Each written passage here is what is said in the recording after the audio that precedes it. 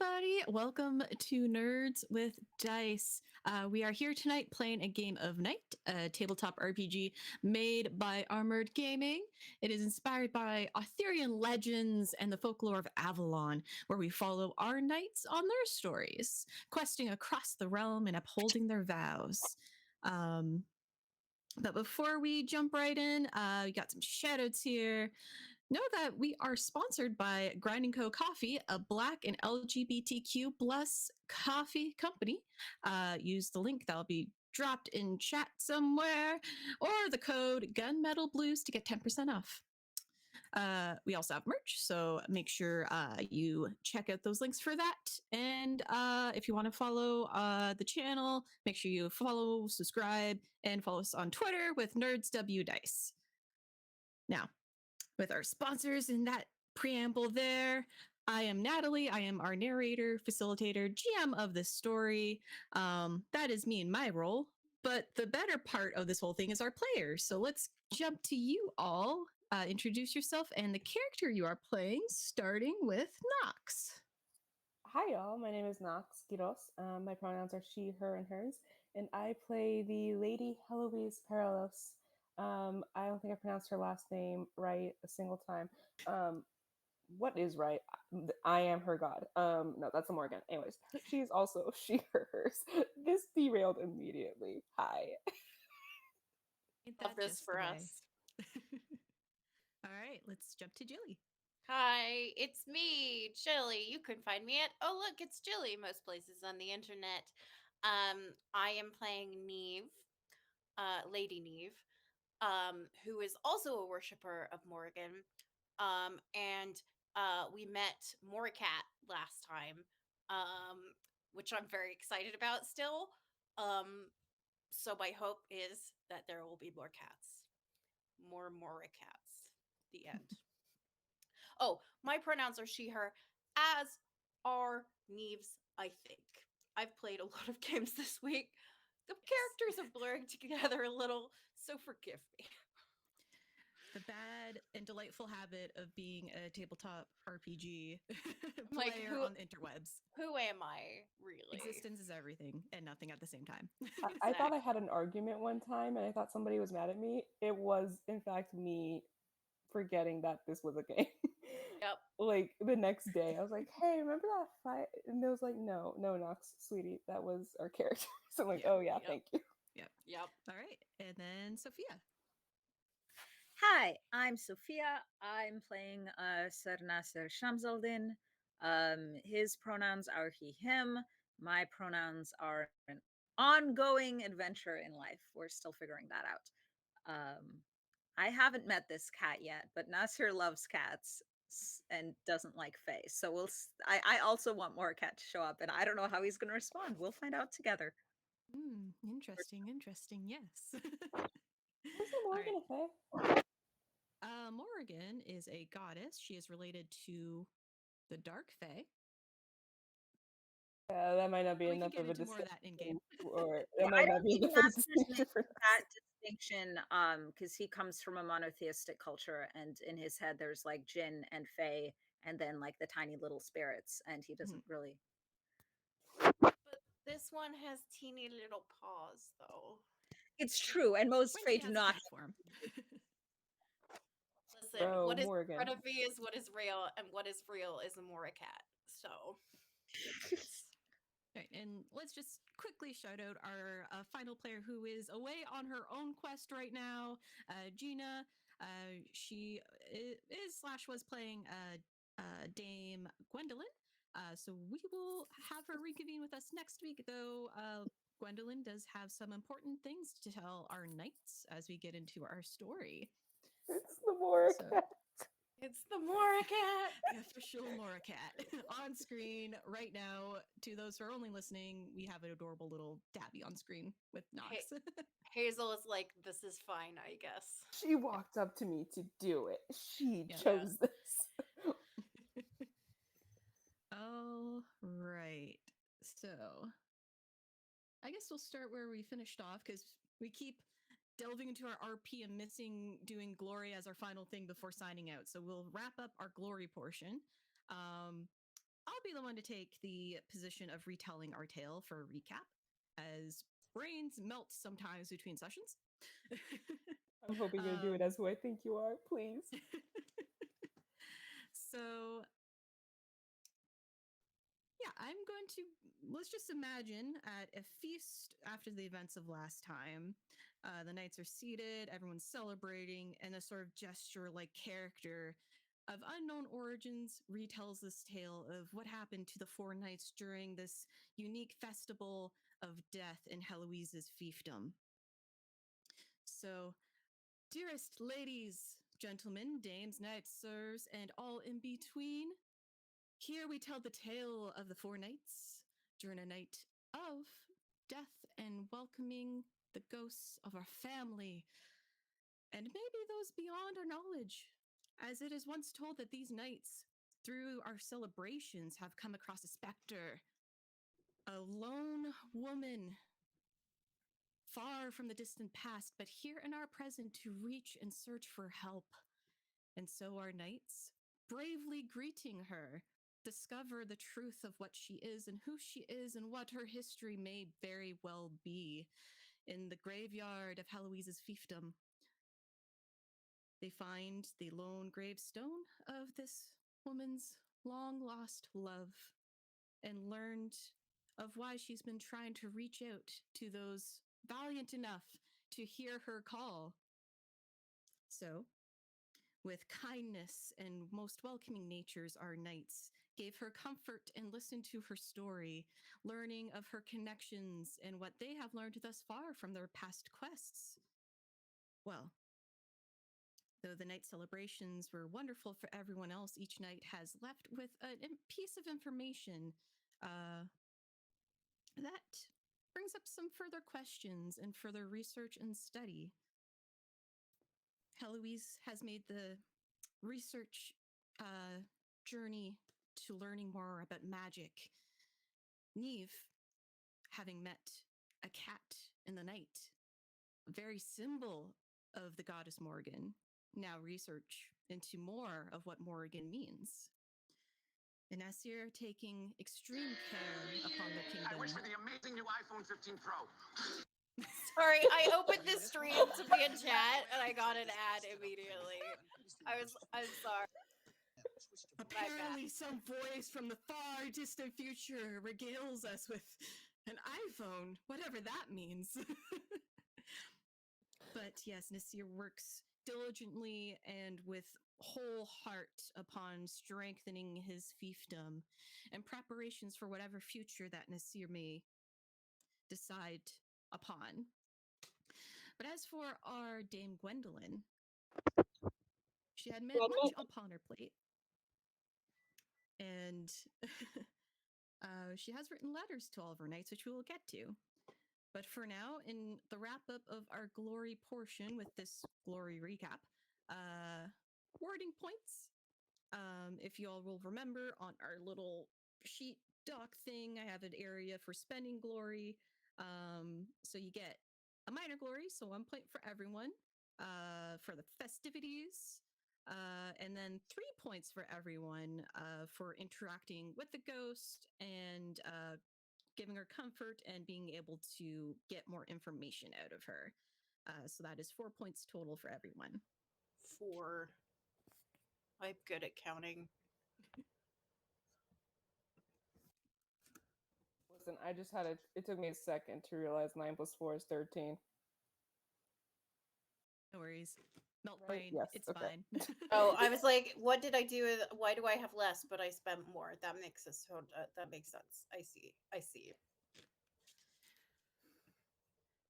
So we can take a moment to decide if you want to spend any glory to get any anything for your fiefdom, for yourself. For those, I know a couple folks may have were doing research. You could always hire a specialist for that activity too, if you want to further that along just a little bit. So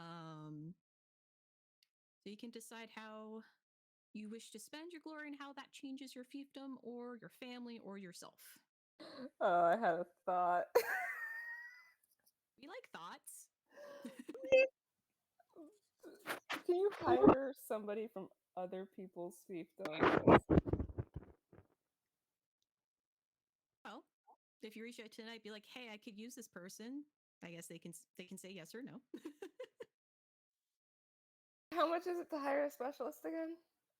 So, just for a specialist for one activity, it is 1 point. For a renowned specialist, so this is of a much higher quality, it is 3. I don't know how high quality is. Can I hire Reggie to help me with magic? So, all right. Neve, you get a letter from Heloise asking, can she hire Reggie for a amount of time? Yeah, I think that Neve is very busy trying to work out what her new bow does. So, or old bow that is now new again. It's like regifting, sort of. And so she's just gonna be like, "Of course, my dear darling friend, Heloise, like, go, please. If Reggie would like to go, then Reggie may, of course, go." All right. In that case, Reggie was very much prepared. Is like, all right, cool, and barely packs anything, but needs to have enough to get there because it takes about a week. So I have the renowned druid Reggie to help you with your magics. is Reggie enough of a specialist where it's going to cost me a lot, or is it going to be one? Reggie's really good at his job. Is that going to cost me 3 then? All right, I'm back to at 10. It's fine. I mean, I'm doing it for the bit. It's kind of. I do like. I feel the like idea. Reggie would be willing to take a discount, though. Well, who Sure, are you can I paying? barter? I barter.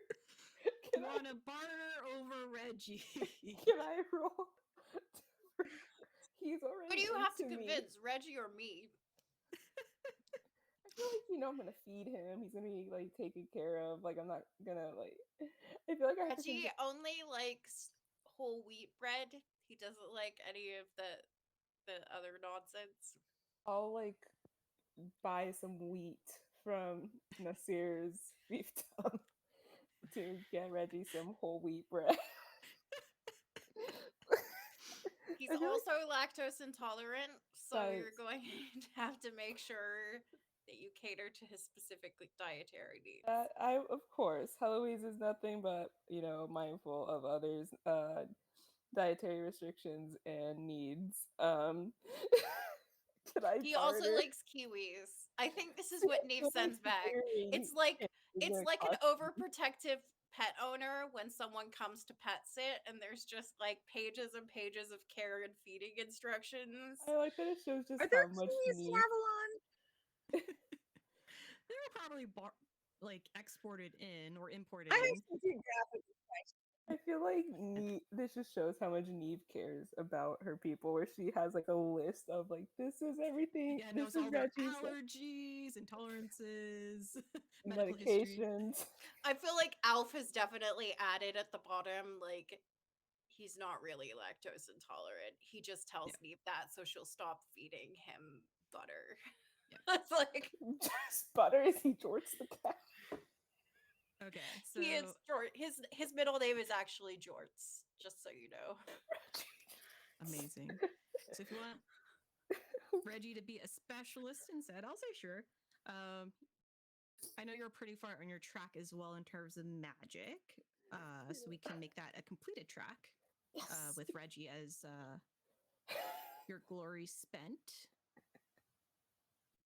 Yeah, every single time now that he's no longer drunk, he like tries to help position you in certain rituals, but then he's kind of like just that hand hover and then step away and then like flesh of blush and then like all right, Oh just that kind of thing. Dreaming about the day when you slap him across the face. Yeah, once in a while you'll catch him and he'll just have a hand on his face as he glances at you. He's like, oh. Are you okay? Yes. You're doing.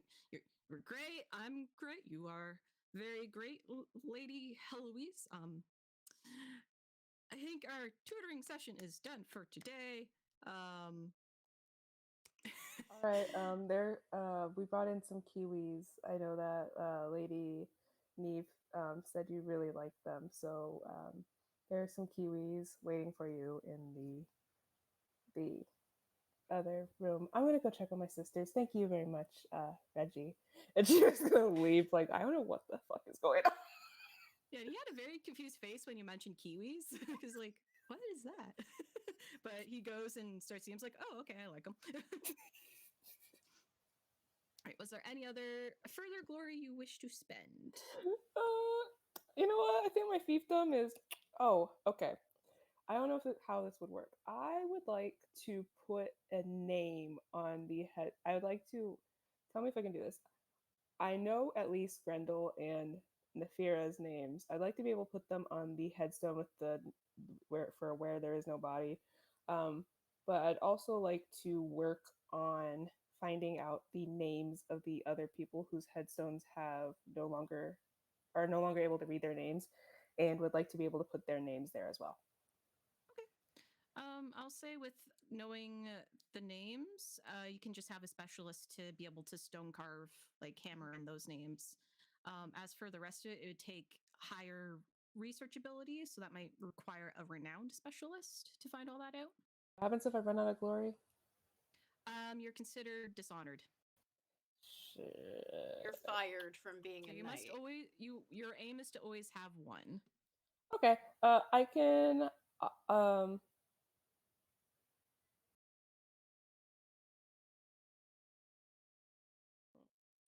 And then I'm at 10, and I don't know how much I'm going to spend the other thing. I'd like to. I feel like Heloise would just do it herself then. So like DIY, like at least get Oh, for sure. I want to at least get Grendel and Nafira's names, and then I think she'll ask her cousin to look into to do the research herself, maybe with her sister's help, so that way they don't have to spend money. Okay, so yeah, I'll say that as like because we can jump between phases at any point as we wish. So as a fee phase, your cousin's working on a activity number track to get that research for you. Got it. Awesome. Thank you. Then All I'm right, good. awesome. All right, who would like to go next for spending their glory?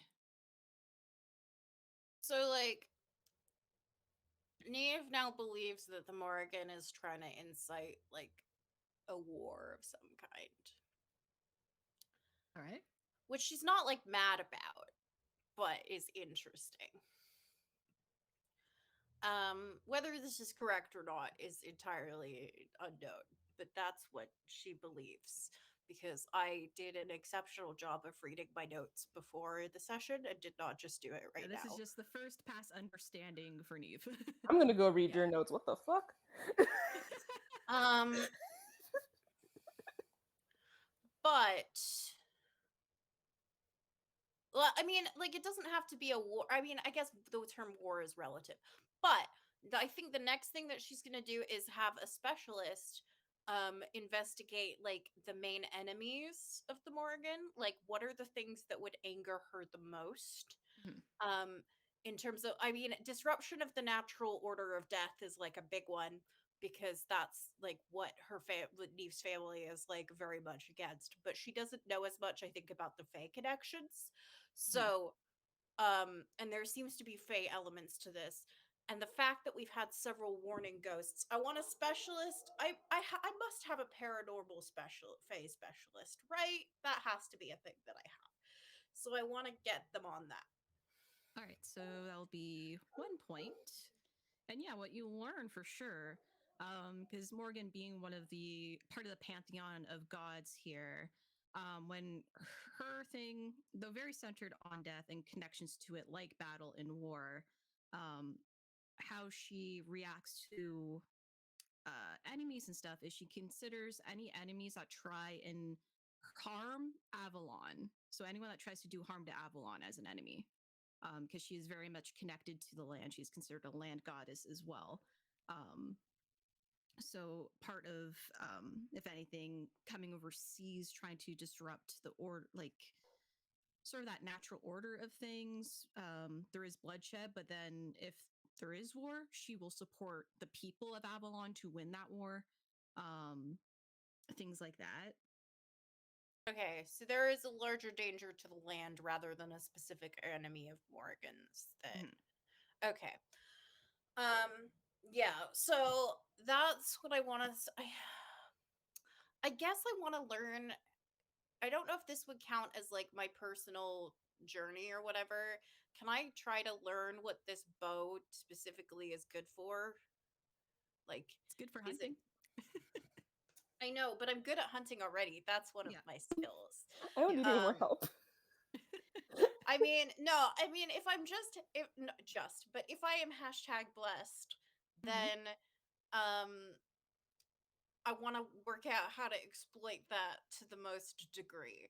So I guess I will train with my bow and try and be an even better version of me, which is already pretty great. It's what is that line from Ted Lasso? It's like you saw the greater me inside an already pretty great me. Um Yeah. All right. that's So the vibe. I'll say that might take another specialist to help you understand what Morgan may have done to your bow. Yes, I will do that. And for this, yeah, I'll let you learn the trait that you get. The trait that you get is Fate's Aim. And that allows that during a check challenge, if you are using your bow, you can have advantage on that check. Oh, advantage on a check using bow. Sweet. All right, I think I'm gonna hoard my glory for the rest of it. Okay. And that leaves Nasir.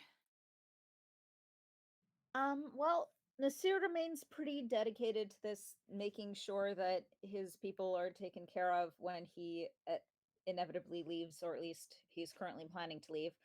Um, so I kind of don't know much about farmland. I feel like a huge priority of his would be making sure that basically just continuing the things that we talked about at the end of last session of like making Mhm. sure that there's a good store of medicine, making sure there's a good store of crops, making sure just kind of like everyone is going to have their needs met, especially through the winter. Mhm. Um, and then I think this poor boy really shouldn't be hiring any specialists. He should probably be like taking a very long nap, but I think he's probably going to go with, yeah, a renowned specialist on I guess specifically sacrifices to the Fae, or like Fae who resurrect the dead. And there may be some overlap there with the research that Lady Gwendolyn did.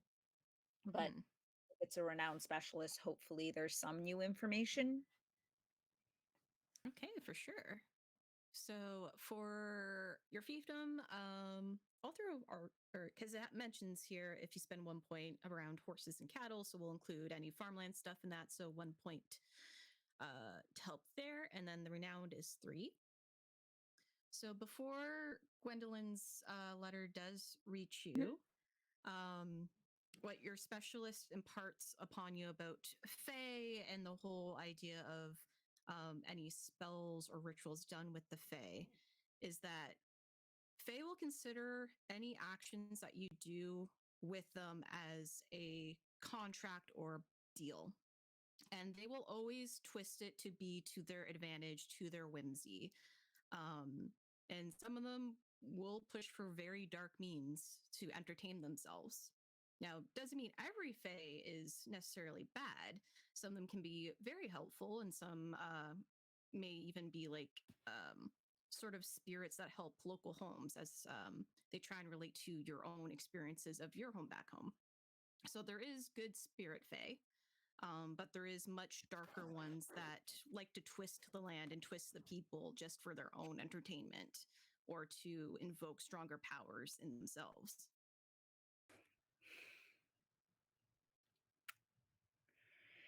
Yeah, that's about what I was afraid of. Thank you. Nasser is Well, having a bad day. yeah. Like, it's a good day because it's the closest that he's gotten, but it's also a bad day because certain people who shall not be named have made some stupid decisions and he's very stressed about it. Yeah, it's a lot of because you started off for so long without any information, and now you're getting a bunch of information on top of a quest you're being asked to do.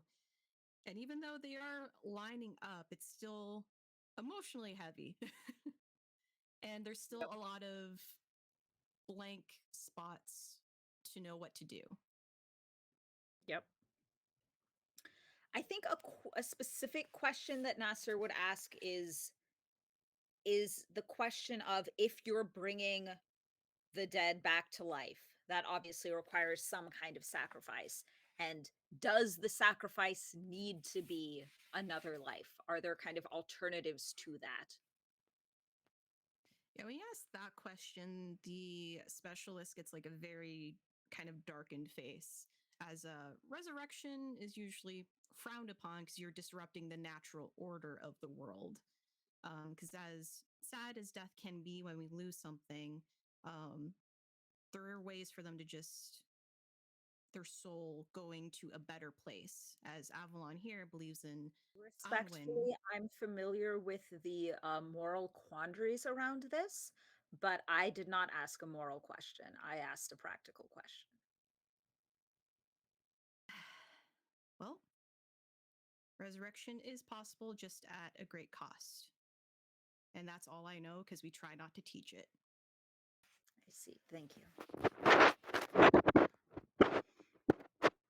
He definitely thinks that that was a waste of three glory, but is still going to send the man off, man or woman or other gender, off well paid and well fed, and is just going to be crankily polite about it instead of pleasantly polite about it. For sure. All right. So, with all of that, you all do eventually get a letter from Dame Gwendolyn. So, let me read what she first writes to everyone. Hail, friend. I have looked into this matter of trees and swords. With my father's aid, have learned that we have need of a sword of special iron. I fear it is not a trivial matter to acquire one, as the iron is no longer used in Avalon's forges, but extant examples exist out there. My father and I have heard rumor that knights revenant from the ancient wars wander the northwest. I am of mind that they stir now in relation to these chains and trees, though I am uncertain. I am also immediately curious to know if they're metal of spirit and metal of sword. However, I fear that I have no time to set out and determine such things. Once we acquire an appropriate sword, we must take it to the woods to have it blessed and sanctified. I worry that my skill is not yet enough to take us there. I have set out in search of a magical beast that has recently returned to my family's lands in hopes that the creature or the process may impart enough wisdom and skill to safely guide us to this quest's completion. I ask that you may pardon my absence and lack of aid in acquiring the sword. In return, I offer my faith in your success together. Dame Gwendolyn of Ignival. So you each get this letter, essentially explaining of from the previous quests where you were dealing with this tree, connections of the Fae and the spirits, that there are rumors of revenants have started to pop up, and her belief is they're connected to maybe what is going on, as the land of Avalon does react to actions of both human and Fae and whatever is going on, whether for good or for bad. For Nasir, she has written an additional page in regards to what you have asked of her. And it reads, I am grateful to be so interested in this matter. I've determined that this poem, the one that you had mentioned you used for the resurrection, is written in one of the old tongues from the founding of Avalon. Thus, it is my estimation that this was turned over by a Fae who sought a soul. It is possible that it is someone else who was in need of a soul, but the rarity of the language amongst Avalonians gives me pause. Regardless, a specific word that seemed ill at home in the poem, one that means taken away loosely, and then she kind of scribbled what the word is, I unfortunately have no further insights. Few speak these languages now, but there are renowned linguists in these lands who study them. It is possible to consult what they know. Perhaps they will be of greater aid.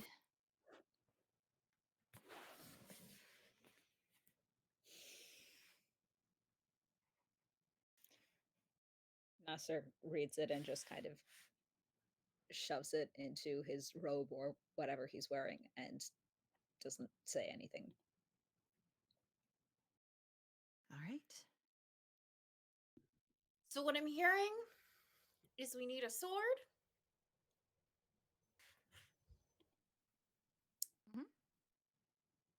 Seems right. And we don't have to get it blessed yet. We just need a sword, and we're gonna get it blessed with Gwendolyn. Yes. Okay. So that is a problem for later us. As the yes. So can it be any sword? Because like, sword. In the letter, she mentions it needs to be of a specific iron that's no longer made in the present time of Avalon. But due to the recent rumors of roaming revenants that were knights of the ancient age, they can carry such weapons. So we got to go find a revenant. So I would like to ask around about where these revenants are, and wherever the closest one is, I will go there. Watch it be so close to Heloise's fiefdom again. It's next door. Well, it's It's actually in the old. It's in the town that we. they're hanging out at the tavern. All right. Well, we'll see in the letter, it was said it is in the northwest of Avalon, which, based on map, they're It's always closest to so- Heloise's fiefdom. They're always so far away from me. It's never in the ocean. Never. So close to I'm also Heloise, oh my God. southeasty, so Now remember, you guys are in Camelin, which is only a section of Avalon. Sure, we're all in the Yeah. sort of easterly bit. Oh, Avalon, So- not our area. Okay. Yeah. So you're in, if I think I said it, like Camelin. Then there's Leroux to the south, and then Strathclyde takes up the whole west side. Okay, so it seems Um, like we're going west, is what yeah. I'm. So we're going hearing. out of our siege, ladies. Yeah. Yes, which can happen during quests. I So I'll think say- Nasir probably goes and has a conversation with Izade about this, in which he states very firmly, "And you are not coming." Okay. All right. And they kind of have like a narrowed brow about the whole thing, but you're also the knight, so they can't really argue in this instance. You're just going to be very grumpy and pouty about it until you leave. I think, given we are at our individual fiefdoms, right? Like, Yeah, we received our so- letters at home. Yeah. So I guess then I will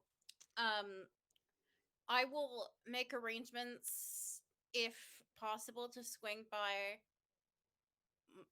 on my way, because I'm at the very top, and then so we could do like a loop where I go down and I pick you up, and then we go up to Heloise. And are you bringing anybody? Who are you bringing, I guess, is the question, Nasir? I would bring Ryan. I would probably bring just general fighting folk. People who are good with bows and arrows, people who are good with swords. Nasir's decent with a sword. Also some people who are just kind of large and burly and can punch things. Sure. And I would bring food. And if I've got a lore guy, I would bring the lore guy. But I don't actually know if I have a lore guy. You can. Gwendolyn. I s- Gwendolyn is all of our lore guys. yeah, I feel like Gwendolyn. I mean, Nasser knows. Nasser is also a lore master, just a very specific subset. Although this sort of is the specific subset, so hopefully we can scrape by. for I sure. think I think given Neve's suspicions about this gearing up to a battle, Neve is gonna bring more people than she did last time. Yeah, so during quests, you can bring up to 10 people. So you have yourself, your squire, and then 8 to 10 people you can bring. I want to bring strong people with big swords. Okay. Go fight win.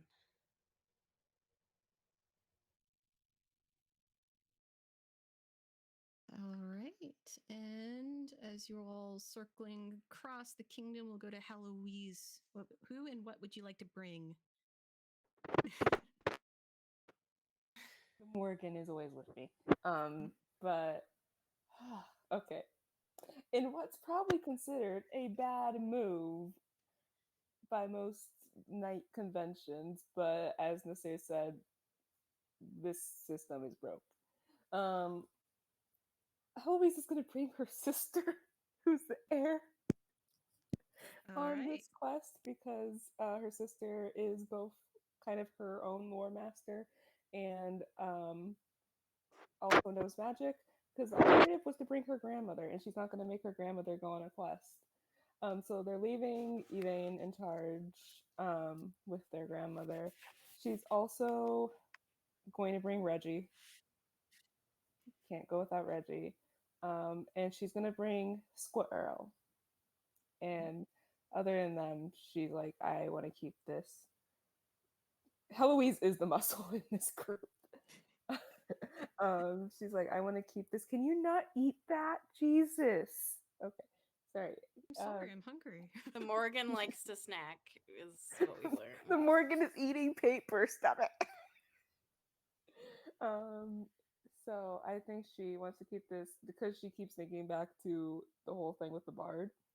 And while she knows that having extra magic because she's still not the best at it, and having like some form of a lore master will come in handy, she also doesn't want to put more people in jeopardy. And so she's like already having a hard enough time convincing herself to bring her sister and Reggie, to be honest. Mhm. And Squirrel wouldn't give her a chance to say no. If Reggie dies, I'm gonna riot. I just want you to know this. We'll see what your choices do. Oh, I'm temporarily absolved of responsibility for Reggie. I've loaned Reggie out. Well, presumably we're all meeting up. Yeah. Yes.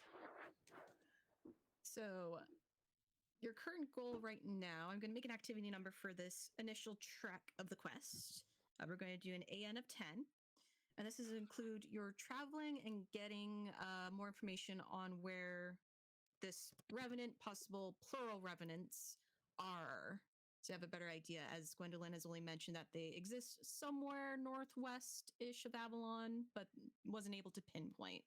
If we get lost in the forest until we find Gwendolyn, I'm gonna laugh so much. I just want you If to know Neve that. falls in a river, but there's nobody around That was to the see Fae's it, fault. I don't want to hear it. if Neve falls in a river, there's no one here to hear Was it. it the Did face really fault happen? both times? Yes. Definitely. Well, I just rolled a 5, which is What am I probably rolling? unnecessary, I'm sorry. but it I got happened. distracted. Yeah, so we're rolling against AN of 10 for your traveling and getting rumors and pinpointing where the revenants could be. Is it a D8? Yeah, it can be a D8, or you can argue for a better die if you feel you have the resources or people that would help in this matter. I am literally a hunter. Oh, we're rolling That's a my D8. Okay, argument. I rolled a D6. Let me. So we're rolling for hunting, or we're rolling Well, for traveling, or I'm tracking. Wait, but it's like related skills. I'm a hunter, so Yeah. I feel like I would be. No, good I at get it. traveling. I'm trying to figure out what Heloise would I be doing in this understand. moment. Okay, so I rolled a D8 and got a 6. Okay. I'm gonna roll the 8. you know what? Let's be honest. Just be glad I got that. I got a 5. For the love of okay, I got a 4 on a D10, which feels like a bad omen. Oh, it's fun because you all made it over the number together because this is I know, all group but here. I just don't feel good about the future. Is my problem. Oh, you're getting all the bad ones out now while Why it's would all you of say us? that out Exactly. loud in front of all of these people? See, I'm feeling nervous because I rolled really well on a roll where it wasn't really necessary. This is the thing about anxiety, is it doesn't matter how you roll. You're always Honestly, afraid I of the just next rolled roll. and got 8. We're not playing Which to is- win. We're playing to tell an interesting story. Yes, exactly. It's okay. Worst So- comes to worst, I fall in another river. Yeah, Um, let's be honest here. Was that session not improved by you falling into 2 rivers? I mean, Was I guess that not I'm not the the one. highlight of the session? If I'd actually had to walk in the wet clothes, I feel like I would feel differently. But you're right. Yeah. All right. So with the passing of the activity number, you all are able to travel across this part of Avalon, of course, that you're all very familiar with at this point. Um, but in terms of learning rumors and such, does anyone have an idea of how they wish to role play out their role and what it is that they are doing to aid in this number? I imagine, sorry, I was just say, I imagine that if while Nasir and Neve, if they're talking to somebody, Heloise is just standing behind them with her arms crossed, glaring and like intimidating. Nice. All right. I think Nasir heavily relies on Rayan for this one because Nasir is, he's very kind, but he is also small and awkward, and Rayan is good with humans. But Nasir probably he's very dedicated to this, so he probably has a decent sense for like places they should go and people they should talk to. But I don't think he does much of the talking. Right, for sure. Yeah. Ryan will like give you a good like pat on the shoulder as he steps up to kind of fill in that social space. In assisting of anyone else that is also talking with him, whether it's the other squires or another knight. And then he will confer with you on different things as well. And is Neve also talking? Or you did say you're hunting, so are you out in the world as everyone else is talking? Yeah, I think I am like looking for. I actually wonder if what I'm doing is not like talking to people, but it's like reading the signs of like feels magicy in a way that I'm not, but I wonder if it's something like trying to feel the changes in the land because I have a connection to it, right? It's like feeling that something is disturbed here, but not knowing what. Because I feel like that reflects a 4 where I'm like, something has happened here. And then they talk to people and it's like, yeah, it was this thing. And I'm like, see, something has happened here. You have to know the land well enough to be a hunter and to Mhm. notice those kinds of things. Yes, I noticed it a 4 out of 10. All right, so to do a collective narrative moment here, Lady Heloise intimidating as mostly Ryan is trying to converse with any villagers as you pass through them or any other people you may pass on the road. All of you being careful to manage your supplies and your people. Um, and you do learn that there is more solid rumors of in the northern half of Strathclyde and sort of close to the shore on the far west that there is a valley where it said there was an ancient battle there. For Neve, as you are sort of investigating the surroundings, you are catching that there is changes happening to nature. That some of the things that locals have mentioned of weird black earth kind of snaking out from the mountainscape. That areas of woods seem to be more quiet and still, especially as you get closer to the mountains, where usually the strong winds that come off the sea sort of wail through them. It would be weird for it to be quiet. And that even at this time of year, as time and seasons change, we're back into more of a warmer late spring, early summer. It has been colder in those areas too.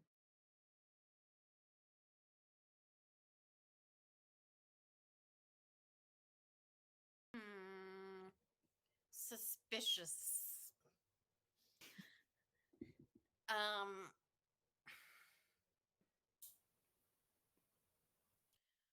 I want to send my strong fighty people. Mhm. I'm not a technician, but strong fighty people feels appropriate. And I want them to go. It sounds vague to say explore, but I mean in the sense of just kind of cover the area and see if they notice anything weird. Okay. Well, let's make this a check for your troop. Because going out from the beaten path can be dangerous. Sure. I hope they don't fall in rivers. We'll see. We'll see. So you can either do what would be some good ones here? I mean, wit is always good because it involves getting insight. If they're being more physical in space, you can argue for prowess or vigor. Well, wit is my highest one, so I want to say that it's that. So I'm rolling 2d6, right? So when you do a check, it's a d20, and you want to roll below your stat.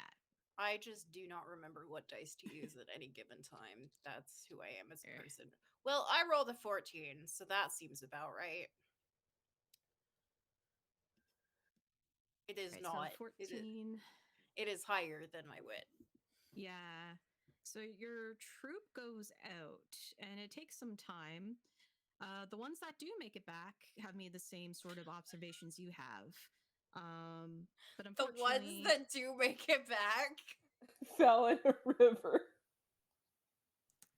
yeah.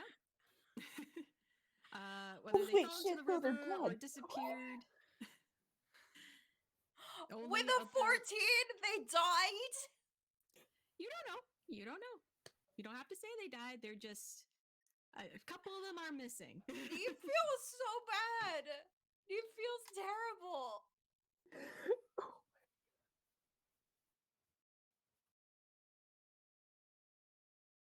Great. This has never ended badly in the history of ever. Yeah, let's go. Give me a check. I love this. I love this game.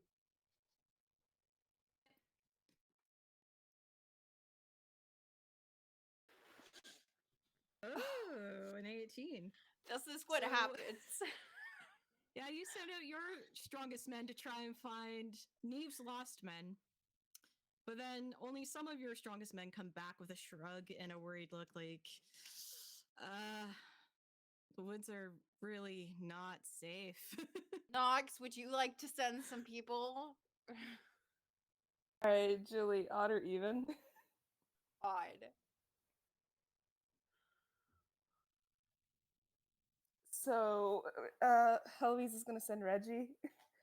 No! Send your squire? Or no, Reggie. Oh, okay. It was either Okay. Reggie or her sister. She only Reggie! got them.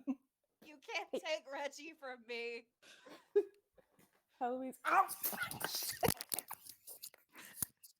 You doing okay there? The Morgan says no.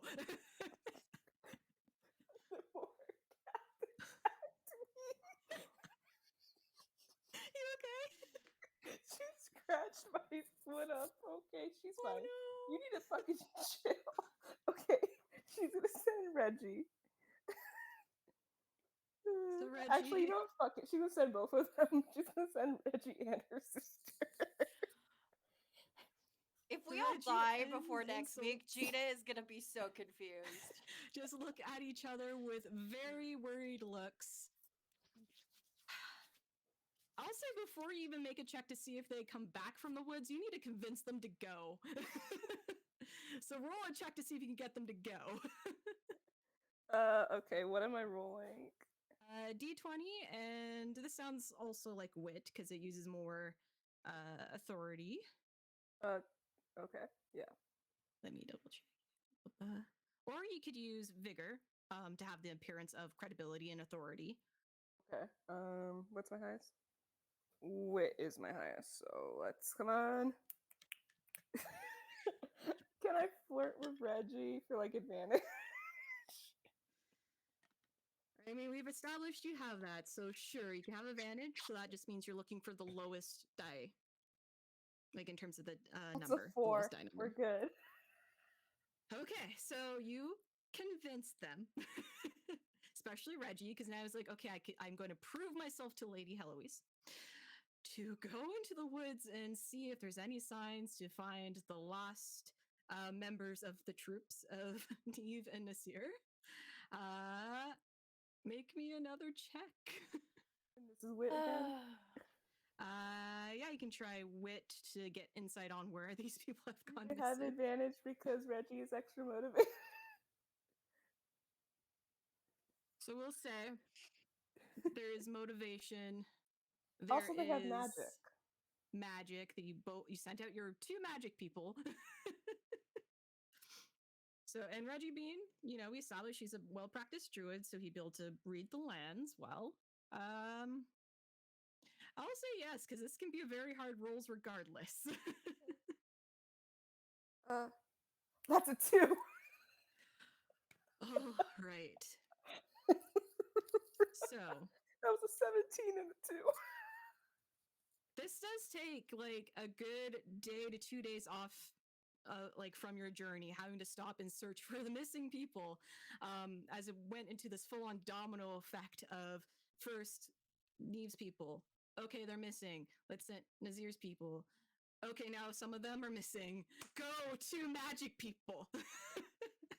Someone also definitely had to talk Nasir down from just straight up going himself, because that's definitely how he would respond to "I have sent my people off to die." Did you send what's the Sears Squire's name again? Rahan? I definitely did not send Rayan. So here's what I Quite think. possibly, Rayan and I had an extended fight over who would go and wound up Yeah. with neither of us So- going, and that's the only reason we're alive. Yeah. Sophia, I think with your permission, I think what has happened here is Neve is having like an emotional collapse, which like I imagine Nasir was trying to help with by sending people and being like, well, they'll Yeah. find them. And then your people went missing. And so we're just like increasingly spiraling together. Like, So I think I'll say with that and the mental stress and your 2 failed checks for Neve and Nasir, you both lose 1 endurance. great. Knee falls in it. Great. It's going great. Everything's fine, everybody. I think while the 2 of them are just so busy being like, oh my god, we've done this, inspiring. I think Heloise doesn't even blink and just like comes over there, like in her Heloise way, manages to flirt with Reggie, and looks at her sister and just goes,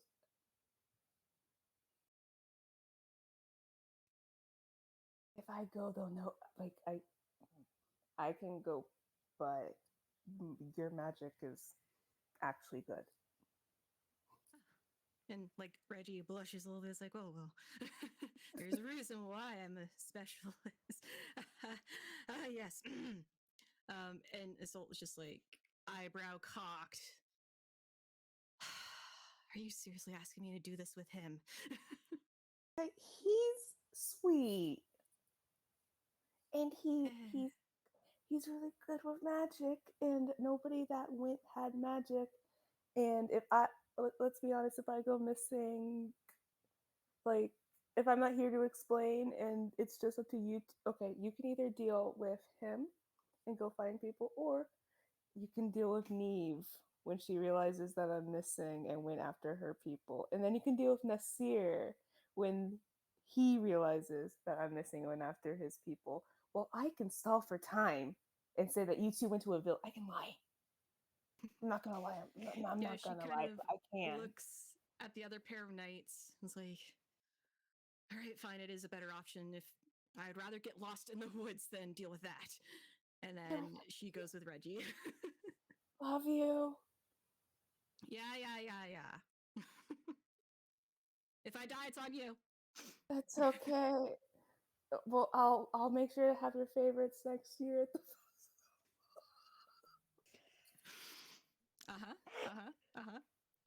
Try not to die. That we can't have 2 in a row. That'll really suck. 2 deaths in a row.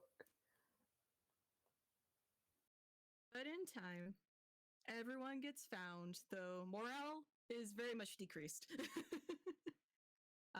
But everyone is recovered. That's fair.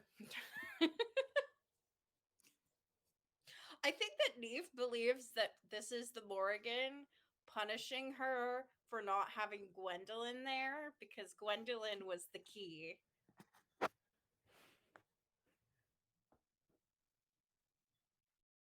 But no one has fallen in a river yet today, so that's a good sign. And no one seems to be Mysterious, wet. like checking everyone for injuries and asking what happened and asking if they saw anything. And yeah. And Yeah, probably he also brought some kind of medic and is very like, check everybody, make sure they're okay. Always for in sure. Isol are trained medics as well. Yeah. And so as Nasir goes through those lines of questioning, yeah, there's a mix of responses of the ones that were lost. They say for a moment it almost seemed like they entered a different space. It was dark and all the tree just seemed like they were turned black.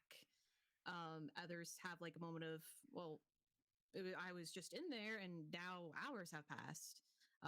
So it does sound like more Fey activity has been happening, and you are close to a river crossing too. And I'll say for those who have backgrounds, whether lore Send or some of my men to like watch Neve and just follow her Yeah. in case she falls into a river. just create like a wide V shape behind you. But for those who have any lore background or have been researching, at least know waterways can be connected to Fays. They're sort of seen as a mirror to the other world's water. In fact, everybody knows this because Neve will not stop telling people this every time they look between her and the water. So being near the one of the major three rivers, you're near Camelin at the crossing. It does make sense that there may be more Fey activities happen, and this being a river coming down from the mountains could be why that these people suddenly seem to have disappeared, but were recovered.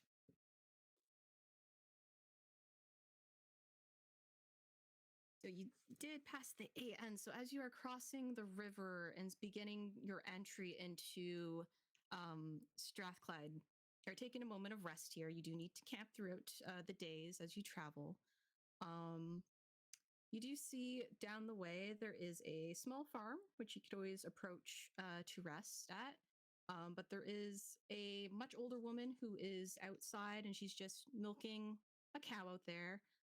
This could be a point to ask if any rumors or any further information on revenants to try and pinpoint where these might be popping up in the area. Or you can continue on your own, but those are some options you have at this point. Sir goes up to the woman and like very, very respectfully is like, excuse me, ma'am, have you heard any tales around these parts of supernatural activity or people disappearing or anything along those lines? Yeah, so you, as you approach the woman, you see that she is quite old, sagging skin, deep wrinkles, very white hair that's long and scraggly and just sort of puffed out and wild. She has it kind of half pulled back with a couple black feathers in her hair. Really pale, like almost ice blue eyes as she sort of turns away from her cow towards you. Oh, yes, there is much activity happening. Yes. We did hear of rather large, almost half giant entities walking along the northern shores in the valley. And she sort of points in a western direction.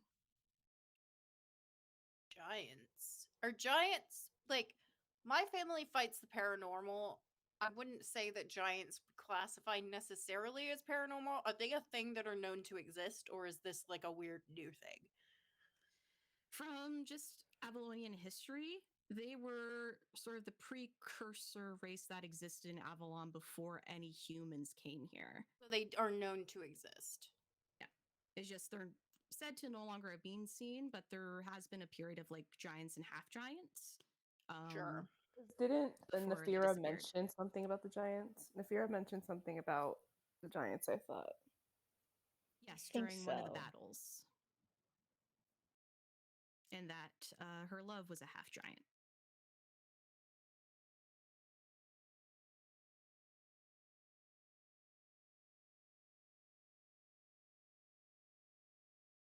But the woman regards you, Nazir, and sort of regards the group that's sort of in the back, unless they also all come up and approach with you. But she sort of sits on her little milking stool. Like, it is very dangerous from what I heard. These sort of skulking skeletal things lurking in the mist. There's been heavy fog and mist lying in the valley as of late.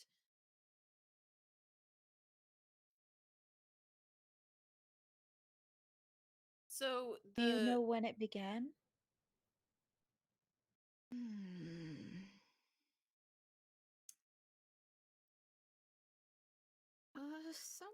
Some months ago, yes, and above table in regards of time for our world here, it does take weeks to months between sessions. So, hearing recently is what yeah. you're hearing. somewhat recently, around the time of the festival, which that happened shortly after your initial quest.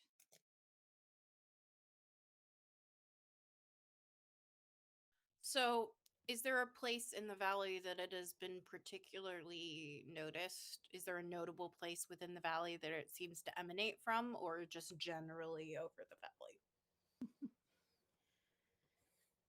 She kind of gives a coughing chuckle.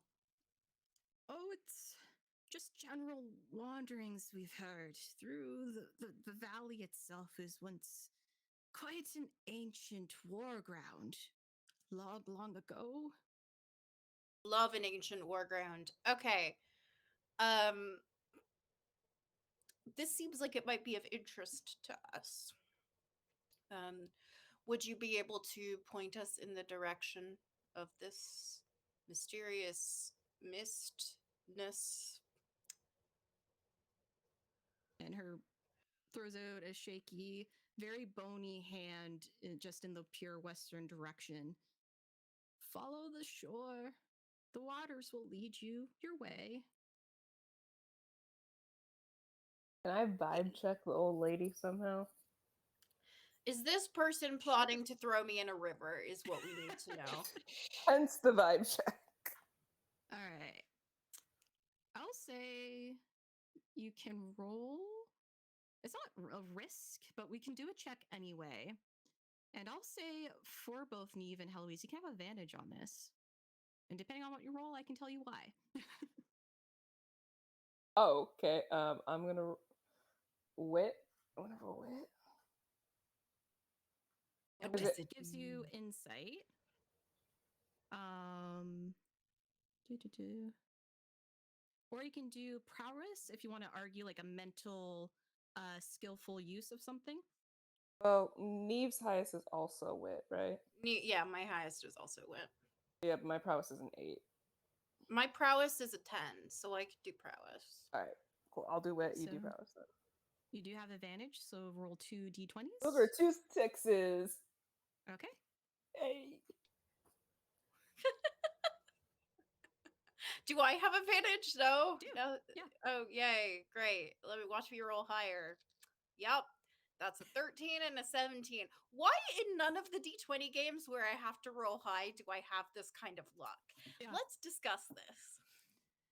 Well, maybe you gotta do a sacrifice or a ritual. You know who what it is? knows? I'm not using real dice again. That's what it is. I'm gonna next week. I'm gonna switch gotta to do real it. dice. You gotta do it. Moracat didn't give you -2 to your roll. Yeah, where's my bonus for cats? That's I demand cat bonus. Now. So to resolve this, Neve, you as suspicious as you may be of this individual because of your past experiences and worry of potential fayness happening. It's probably fine. Yeah, it's probably fine. She's just milking a cow. Yeah. But for Heloise, especially in all your recent studies of magics and understanding, you clock the raven feathers in her hair. You clock that she is essentially a crone in her age. And she does turn her gaze towards you in a knowing way as you mentally prepare yourself to the realization that, oh shit, the one known as the triple goddess who becomes a crone in the colder times is here to give us information. Because through legends, some say she will appear near riversides, either as a creature, as one of her forms, to impart knowledge of whatever fate or message or potential there is to find. Louise is losing her shit. Like, keeping it together on the outside, but inside is like, Yeah, you know she is temperamental, so if you give way to the ruse in front of her, she may take everything back. yeah. So she's definitely not going to say anything. Just be like, treat her like another, like everybody else. Like, thank you, miss, for this, ma'am, for this information. Well, if it is the revenant you are all hunting for, just be careful. They are hard hitters with their size. I think anyone can assume. But you all seem very capable knights. Thanks. I'm extremely good at my job. Is there anything else I can help you with? Do you know what this bow does? Shoots arrows? Thanks. That was very helpful. I would hope a knight knows what a bow does. You never know. Sometimes people are more magic than me and they can see things I can't. Interesting theory. Not you. You seem like a very normal, non-magical person. Oh, how kind. Well, if there's anything else, I must finish milking my cow. Oh, would you like some milk? I think I'll have to boil it first, but I can offer some milk for your journey. I would love milk. I'm quite thirsty. I will have some milk. Can we make like hot chocolate? Do you have any cocoa? Like hot chocolate? Do you have s'mores? I haven't had s'mores in so long. I Neve, you always make I have marshmallow root, but no means of making marshmallows now. Oh, so that's it's okay. helpful in general. Really good medicinal herbs. They're a delicacy in my kingdom.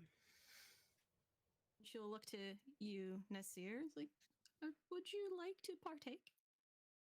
This is well, two things. One, if this is pre-Columbian exchange, how is there hot chocolate? Two, I think Nasir does not like milk, or at least does not generally like he's probably used to a very different set of drinks, but he is also Mhm. very polite, especially to elders, so like he's gonna do it, but he's not gonna Well, be happy about it. we've also He is also going to be established thanking her profusely and asking if he can offer her anything. we've also established non-lactose alternatives. So, you know, if you want some coconut milk, we can make that happen. It's a matter of time before I create a coffee franchise in this universe. Why are there coconuts in Avalon? I have so many questions. Why is there magic? There was Pan Dulce in the last episode. No, Pan Dulce makes perfect sense to me. That I can totally get behind. It is Dia de los Muertos in Avalon, sure. Coconuts are where I draw the line. All right. Listen, as long as I get my s'mores, we're fine. Yeah, the older woman welcomes you all onto this tiny farm, which Heloise, with that information just like biting at the back of your mind, you partake in milk she does offer you tea, Nasir, seeing that you're struggling with the cup of milk. It's like, oh, you don't have to be Thank so you. polite. And she gives you some tea of the local herbs and flowers that are offered. So it's a nice blooming flower, very fragrant, a bit of a violet in there, kind of that smell. Um, she adds Nasir is some, mortified, but he does like this tea. yeah. She adds some what? And you all do feel fairly refreshed. Since you're taking time to rest here, those who lost endurance can regain it. Hey. Excellent, excellent. And I'll say, since your squires make sure you're all well prepared, one of them definitely had at least a general map of Avalon. So they asked the old woman to sort of point out where this valley is for sure. She sort of circles it on the map, first with a finger, and then someone brings charcoal and circles it. But with some refreshments and some little scone breads to take with you, you are all able to continue on your way after this rest. And just you see the old woman standing there by the fence, gentle, shaky wave, before at a very final moment, you see her form change in just a burst of feathery shadows, and mist starts to kind of linger heavy in the air.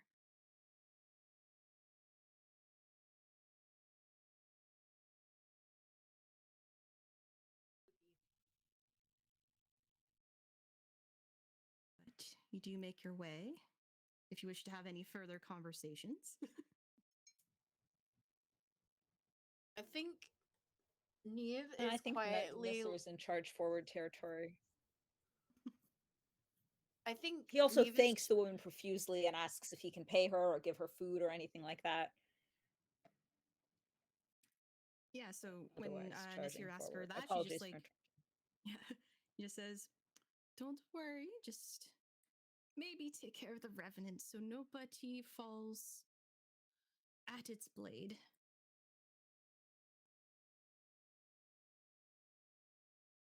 Blade, you say?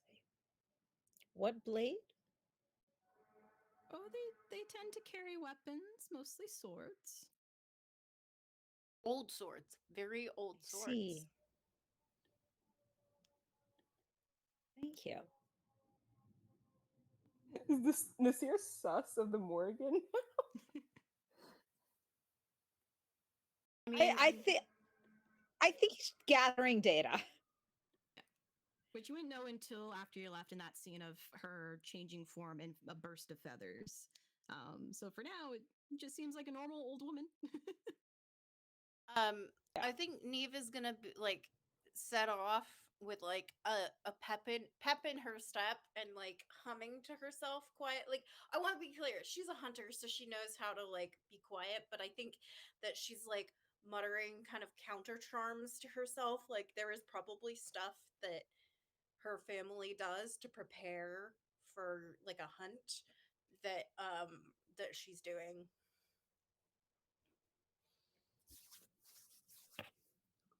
Right.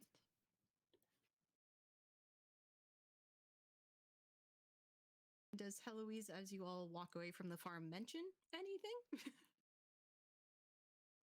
I mean, so did everyone see the feathers and watch if as anyone, if anyone wants to say they looked back at that moment, you can.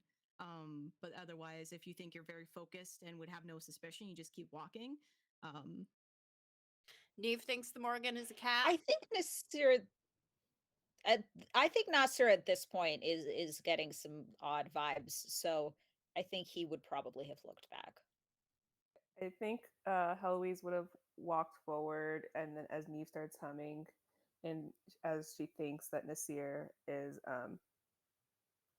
not paying attention, she would like slow her walk really quickly, and then just turn around and go, "Thank you, my lady," and then just bow her head and walk off. Right. So we'll say with that, given all the time you've been practicing as well, there is something, one of the magics you were learning that clicks for you, and that is now a trait of yours called Invoke the Phantom Queen. Okay. Fun. So, based on what you know, during a battle, when there is a check to be made, you can have advantage at least once by invoking the Phantom Queen. Spooky. Awesome. As you all journey forth, the mist getting heavy as you follow the shores, getting very cold, which is unusual for this time of year. It should be entering almost a late spring, summertime. The salt is heavy in the air. You can just smell that ocean brine coming up from the cliffs and the shores. The wind is very light here, which that is also unusual. When you're closer to the ocean, it should be a little stronger. You don't catch a lot of villages along this way. The northern part of Strathclyde tends to be fairly bare, given it is a favorite point for raiders to come and get settled before they sort of make their plots out in the world. As you continue, the mists and fog get heavier and denser, like you're walking into an ocean of gray. Eventually, the trees become more sparse until you feel that change of forest into valley. It has become hard to see even 20 feet in front of you, even knowing the sun is high in the sky and beaming down. The mist just seems to envelop the light and scatter it. Your fellow accompaniment and squires follow you in step, trying to maintain their confidence as you are, hoping things will be okay. We've done our research, we've asked the questions, and maybe the gods and spirits are smiling upon us.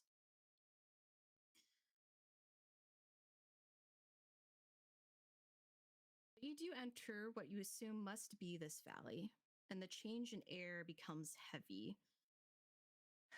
Like there is a presence here.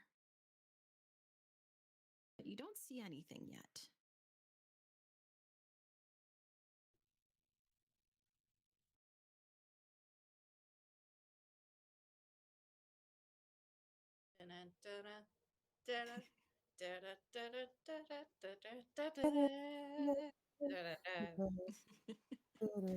All right. I'll say we're going to start a new tracker for this part of the quest, but now it's going to be a lot harder. Oh, As God. we have the stages. Oh, great. Because we've done so well so far. Oh, yeah. Hey, you did beat the last activity number. It was It's 10. just your checks you're having a hard time on. Yes. So don't let the increased numbers scare you, because it is a collective number. Because I'm also thinking of the extent of where this may go. So between entering this valley, sneaking about, trying to locate what you assume is either a half giant or a giant knight, in hopes of obtaining the iron sword they carry. This is going to be an activity number of 20. Oh, so that's going to take a couple rolls. Yes, it's going to take some time.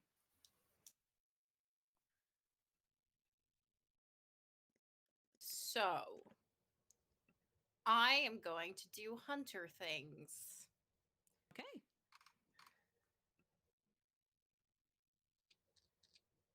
So just to go over it once again, you're rolling your effect die, which is on the scale of D4 to D12, and you can argue for any of the die. It usually starts at a D6.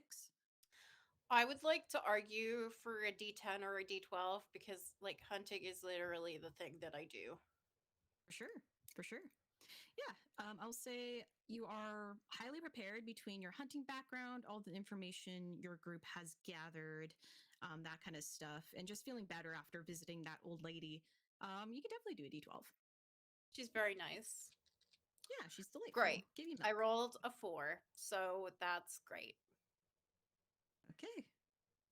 Can I roll a higher die? Oh, can I roll a higher die because I have good vibes now that I know that the Morgan knows who I am and is like proud of me, hopefully. Yeah.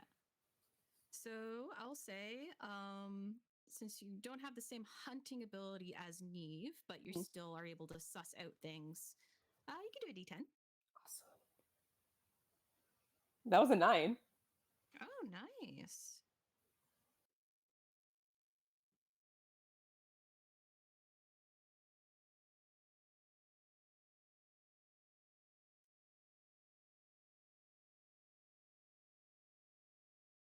All right. So yeah, we are sitting at 13 out of 20, so that's pretty good. All right. And what would Nasir like to do in this search of finding this revenant roaming in the valley?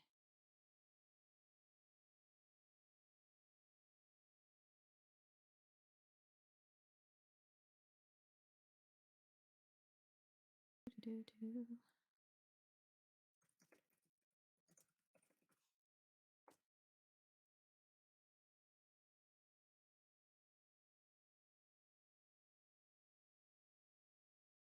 Am I still being heard? I can hear you. Sophia, can you hear us? I'm gonna say that's a no.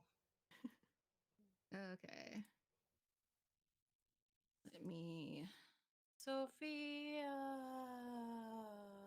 So while waiting on Nasir, if you two want to sort of describe how you're going about in the world, you mentioned sort of hunting and feeling vibes. So how does that look?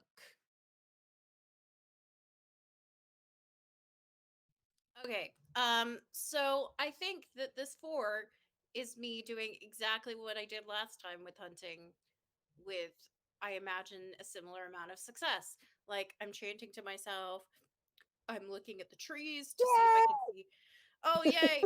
You're back. We missed you. I am doing exactly the same thing I did earlier, being me and hunting.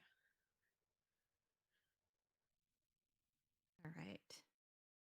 So Sophia, or as Nasir, what would he like to do during this sort of hunt of trying to find the roaming revenant?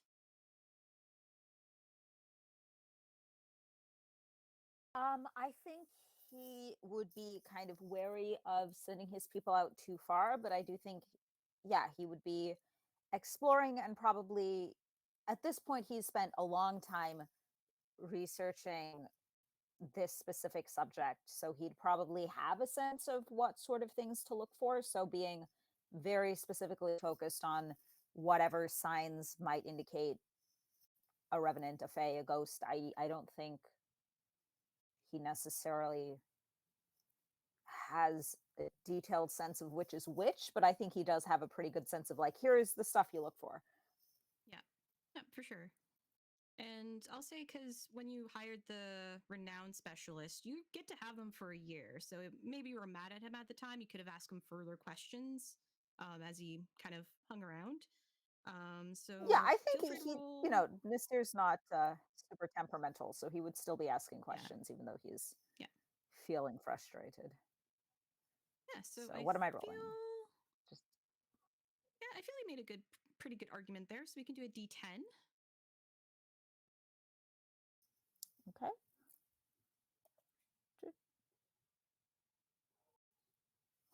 A 5. A 5. Okay, so Oh, we're at you 19. you are. I will say, because we don't get to do this, we haven't really done this roll. Because you're just 1 point off. Would someone like to attempt a luck die? I How don't does that know work that I again? should be the one to do that. What's a luck die? How does that work? So a luck die is done with a d6. Typically, Okay. a GM or even a player, so I can even roll it, may assist in a decision making for a situation that is out of their control. A 1 to 3 is unfavorable outcome. 4 to 6 is favorable. 1 being your absolute worst, and 6 the absolute best. I'll do it. Nasser is very emotionally invested in this and probably somewhat risk taking with himself, not with anyone else, especially Ryan. He's being kind of paranoid about Ryan. Yeah, he's been sticking close to you too, especially as you got closer to this valley. He's been getting a little superstitious because after everything you've learned, he's starting to become a little protective of you. We just kind of keep guarding each other. Yeah, just like continue like arm out, then arm out. Yeah. 4. Okay, that's favorable. So we'll say that boosts you over the AN. So you made it. You made it without any consequences for that one. All right. For that one, that was ominous. So going through the valley, you all work together, looking for those signs, feeling out the winds and the energies or the vibes, as some may say. Our hunter tapping into the natural instincts of the world, and those more looking for just the general essence of nature that's around you. You do eventually, quietly and carefully, go deeper into the heart of this valley. And then you take pause as you notice something standing tall and erect. Very, very still, just a gray black shadow in this misty fog. But as you quietly sit to see what this is, if it's just a free-standing structure, maybe a monument, you see it turn. A 10-foot tall figure, the clank of armor and the creaking of bone starts to turn, and sort of a cocked head with a missing jaw looks in almost in a way of passing over you. You're all just crouching low in anticipation, and just a faint blue glow in the eyes as a quiet gasp and this long blade scraping across the earth in front of it as it turns to look around. But before I can take any notice, and as you all prepare to see what you can do in this moment, we are going to go to Take a a break. break. Yeah. So I was like, Uh, list, but I'm not gonna get to do anything. Yep. Yep. So we will determine what that number is for this creature and how you all resolve that when we come back. So we're going to have about a 10-minute break. So everyone, please make sure you washroom, get medications, rehydrate yourselves, stretch it all out. We want to make sure you're sitting for a while, get a good stretch in there. And we will see how our knights solve this issue of the Revenant and reclaiming a blade they need for a blessing. Yeah. Right. See you soon. Don't go anywhere except for break.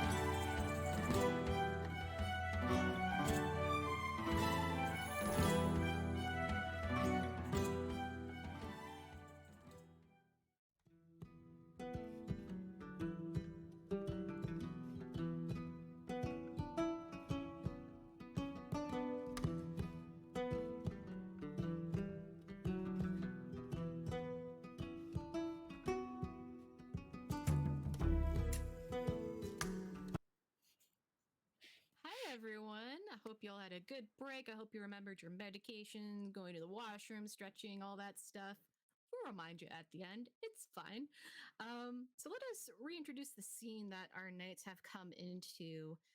They're in essentially an ocean fog. It is dense, it is cold and misty. They can feel just the dew building on their armor and skin and hair.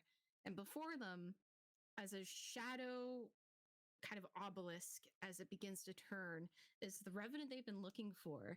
The armor rusted and dirty, as though it has just been risen up from the earth. Its body, bone, and sort of darkened skin kind of stretched and weathered, really defining where those different bones are. It's missing its lower jaw as you all witness it begin to turn, though not having noticed you quite yet. And with its blade, to it may be a short sword. To you, it's probably closer to a great sword as it carves against the ground in front of it with its slow turn, its body and armor creaking. I would like to shoot it with my bow. Okay. So here's what's going to happen here. This is It hasn't another tried very. that. Oh, Everything's sorry, repeat fine. that. Oh, Nasser's not actually going to like try to physically prevent Neve. He's just going to be distressed. Okay. So we are going to do. This is an incredibly hard fight as you're now against an undead creature. Yeah, which is So like my jam. That's my Your jam. jam. some of you have blessings, I do have dead stuff. dead stuff. A lot of you have advantages. You have your fellow people if they're able to help you. So since this is a creature of more higher ability, this is going to be set at a 25, and we are going to be doing more checks because now you're going to have riskier moves to go. So I get advantage because I'm using my special bow that Moracat loves. Yeah. So I'm rolling a d20 with advantage. Yes, so you're going to do a first check to get that blow on the enemy. Okay, I want higher, yes? You want below your stat number. With a So d20. you'd be rolling either vigor or prowess, and then you want to roll lower on your d20. 5. Okay, that is Hey! a hit. And where do you imagine your arrow striking this half-giant creature? So I assume it's wearing. I don't remember if you described it wearing armor, but I assume that it is wearing some armor. But I think that because of her affinity with knowing how to fight the undead, she is used to avoiding armor. So I think she goes for the sword hand, like inside a gauntlet. That's what she's aiming for. She wants to drop the sword. Okay. So you do aim your arrow. Just getting my tracker for this really long activity number. So you do land a hit on it. So it enters into that gauntlet area. It doesn't seem so bothered to pain as it is now realizing something hit it. And now it's starting to search for where it came from.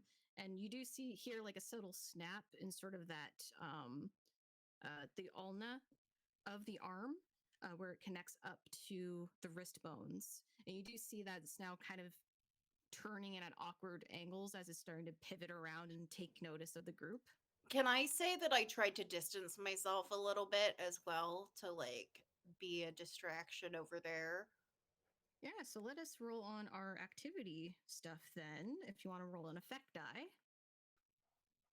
That I'm gonna say, like, can I go D12? Yeah, you are very much a hunter, and you have advantage of being in the fog. Whether it can see you physically or not, you're not sure. That's a 6, which is not the worst. No, that's pretty good. 6. And what are our other two knights doing as you see Neve launch off the arrow and then suddenly start maneuvering around for a more advantageous position. Nasir is pretty distressed because he like the this creature hasn't actually made any attempt to harm them, so from his perspective, attacking it isn't justified. So I think he's gonna kind of signal to his various people to like take defensive positions and probably, to go try like if it's possible to do so, to like go defend Neve and also definitely Ryan, but I don't think he would be launching an attack Okay. So I'll say for because he doesn't see a good this, reason to. yeah, because you're not making any form of threatening attack. You can just do a roll on your effect die. So we can do D10 as you are distressed, or if you want to argue for a better die, you can. I think D10 is fair. Okay. Boo. Oh, that didn't go well at all. That's a 2. Okay. Well, you are progressing, so that's good. It may only be in increments, but you command your men, and Ryan sort of like echoing your words to try and enforce your authority in the situation. And those that have come and have brought shields that you were able to afford do sort of make like one of those shield lines, especially to protect the ones that aren't battle hardened, like Reggie or other such individuals in the group where they're good at the research, not at the fighting. And then some of them do sort of try and follow in foot to where Neve is going. And then Ryan is not really wanting to go behind the line unless you force him to. But he does have a blade out ready, and just if you already see in his eyes that if it came at you, he's going to come at it. He's just waiting for it to attack. Yeah, I'm not going to force him to go behind the line, but it's a fundamentally Nasir still hasn't gotten used to this thing where this person who's been his friend his whole life is now supposed to be subordinate to him, so he's not going to order him or anything, but he is giving him a kind of like, I cannot lose you to, like, just sheer puppy dog eyes. Yeah. And he just sort of gives you a nod and like still takes that stance behind you as a squire, but you do feel like even just that emotional energy that he will rush forward if that creature was to rush you. All right. And what is Heloise Yeah. doing? Okay, so it hasn't done anything wrong. Yeah, it's currently now. I will say your Gin Essence is about to ready to react now that Neve sent an arrow at it. So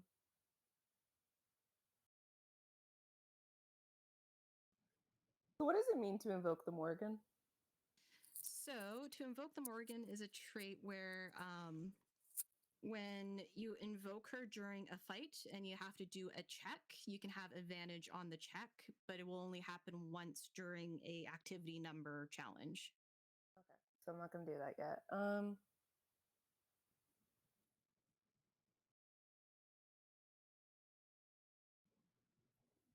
Trying to see if I learned anything else. This isn't a Fae, this is a Revenant. So I don't think that would help. So Heloise, I think, is going to try to use magic, not necessarily to harm the thing, but kind of to put a barrier around it so that it can't get to Neve as a reaction. Okay, so and kind of hold it there. that does sound it's going to be a risk, so this will be a d20 check. And with magic. So the opposite of what her grandma told her to do was nothing big. Yeah. So this is very high risk. So you can attempt to make that check. With magic, it may be either do wit or prowess for technical skill. And she talked. Can she tell Izzle and Reggie what she's doing for help?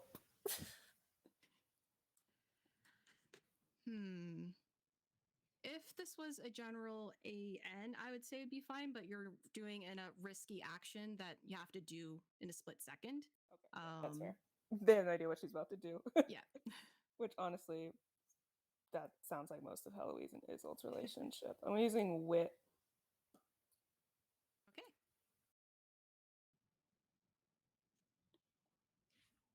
What you rolling? Hi. Talk to me. So is it too late to invoke Lemore again? If you want to burn that up now, you can. I have two because you gave me two different things that let me invoke her. Did I? You gave it to me in the sheet, and then I just got the blessing of the Phantom Queen in the last thing, in the last encounter. Okay, yeah, so you have two then. Yeah. Because I rolled a 19. Okay.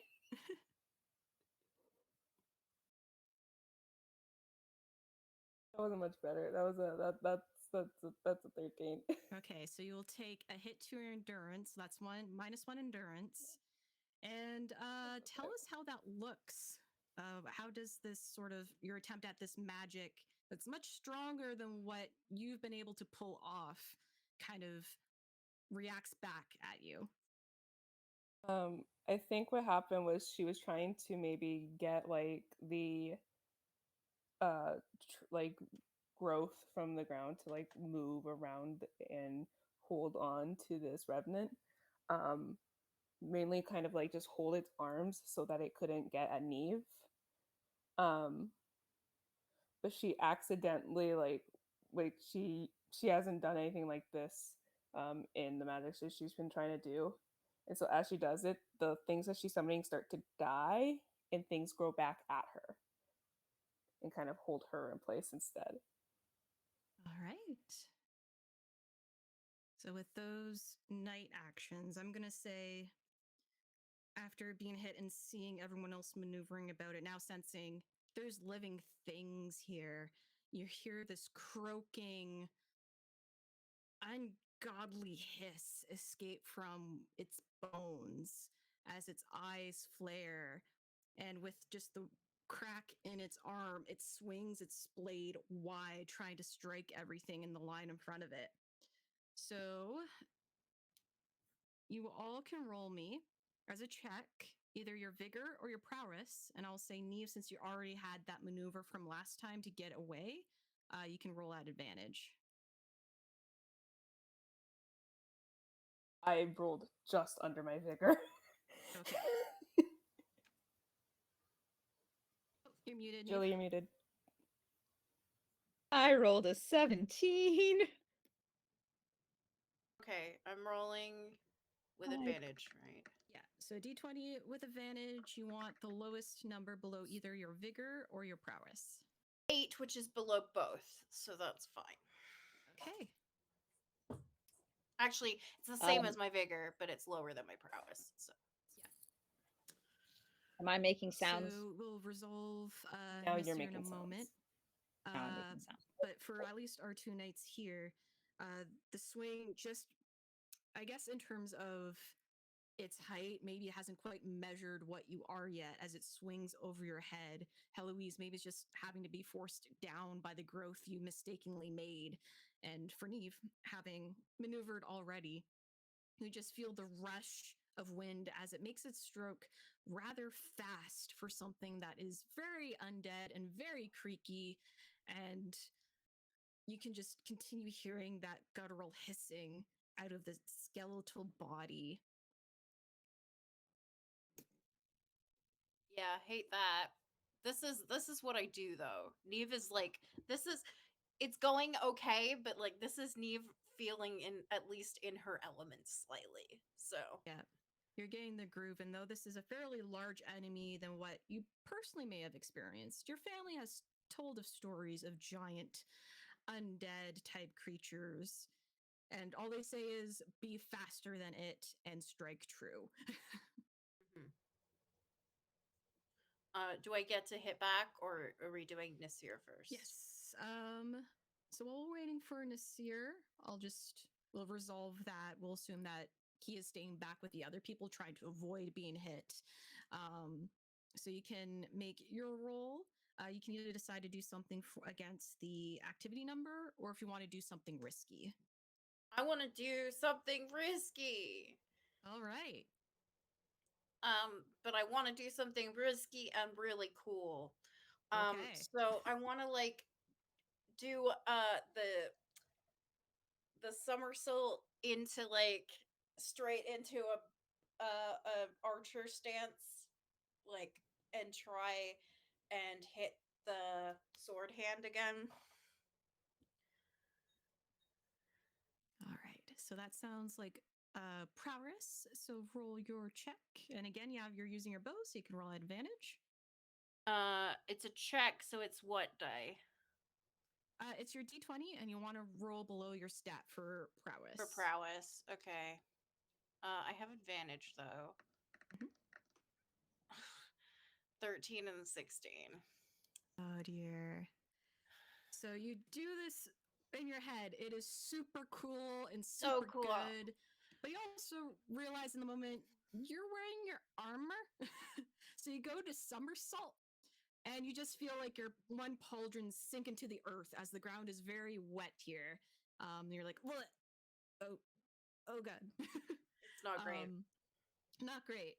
But because you failed your check, you lose another endurance. As just the embarrassment of not being able to get that move off that you envisioned in your head is just striking you, but you hope to God no one saw it through the fog. Yeah.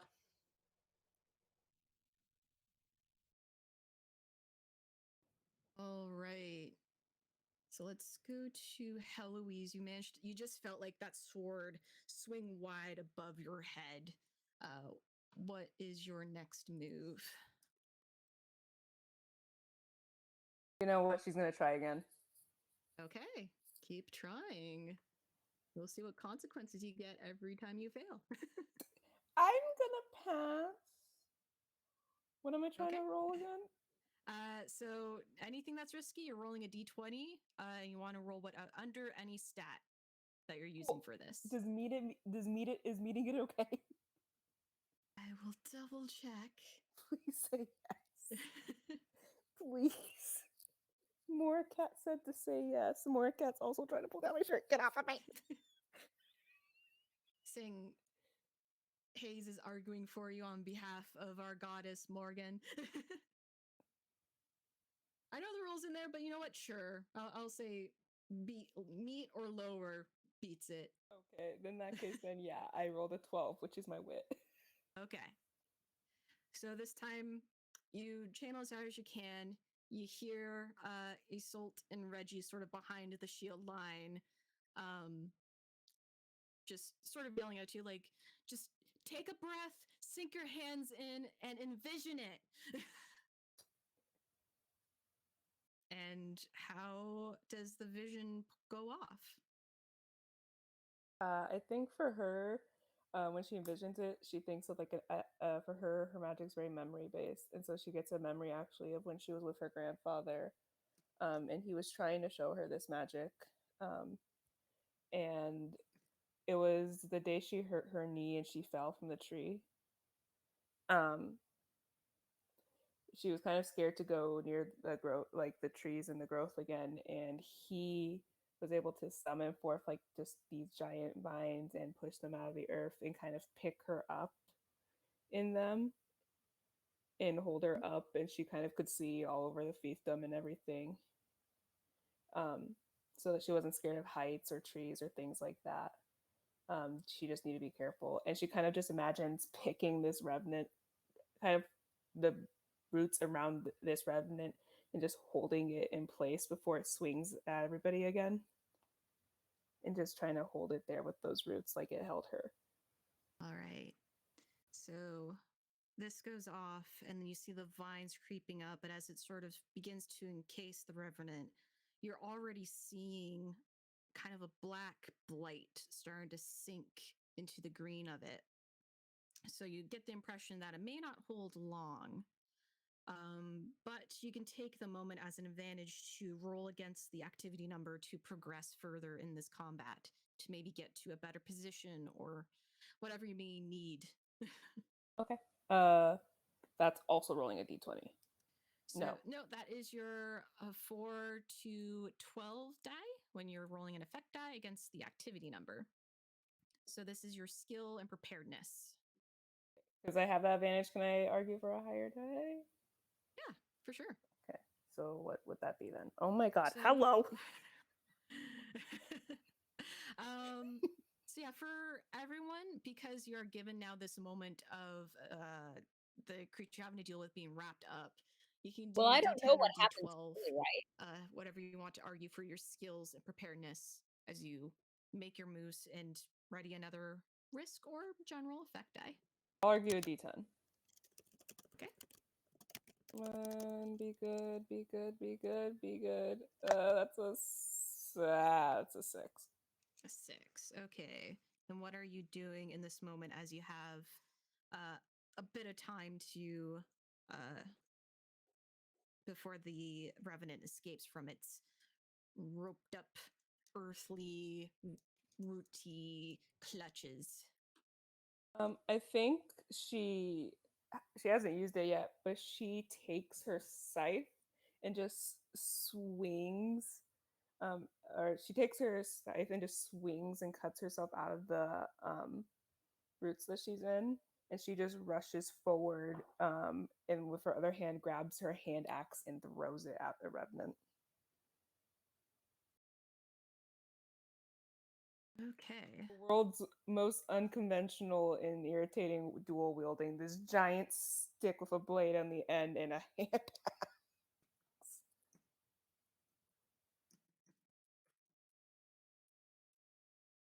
Just checking something here.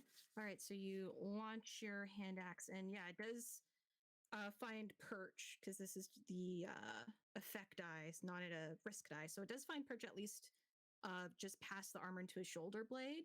But to try and do any further damage, you may need to make a riskier move against it. But it does manage to land and sink into the creature.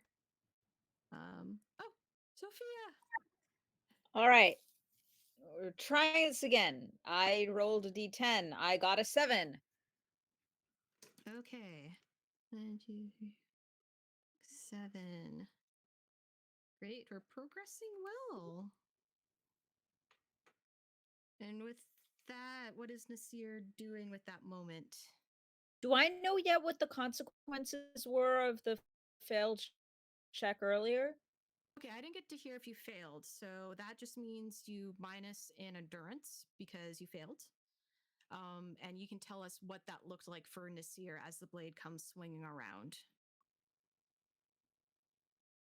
No, so this was like a while back. I had rolled an 18 and you said that Nasir went back and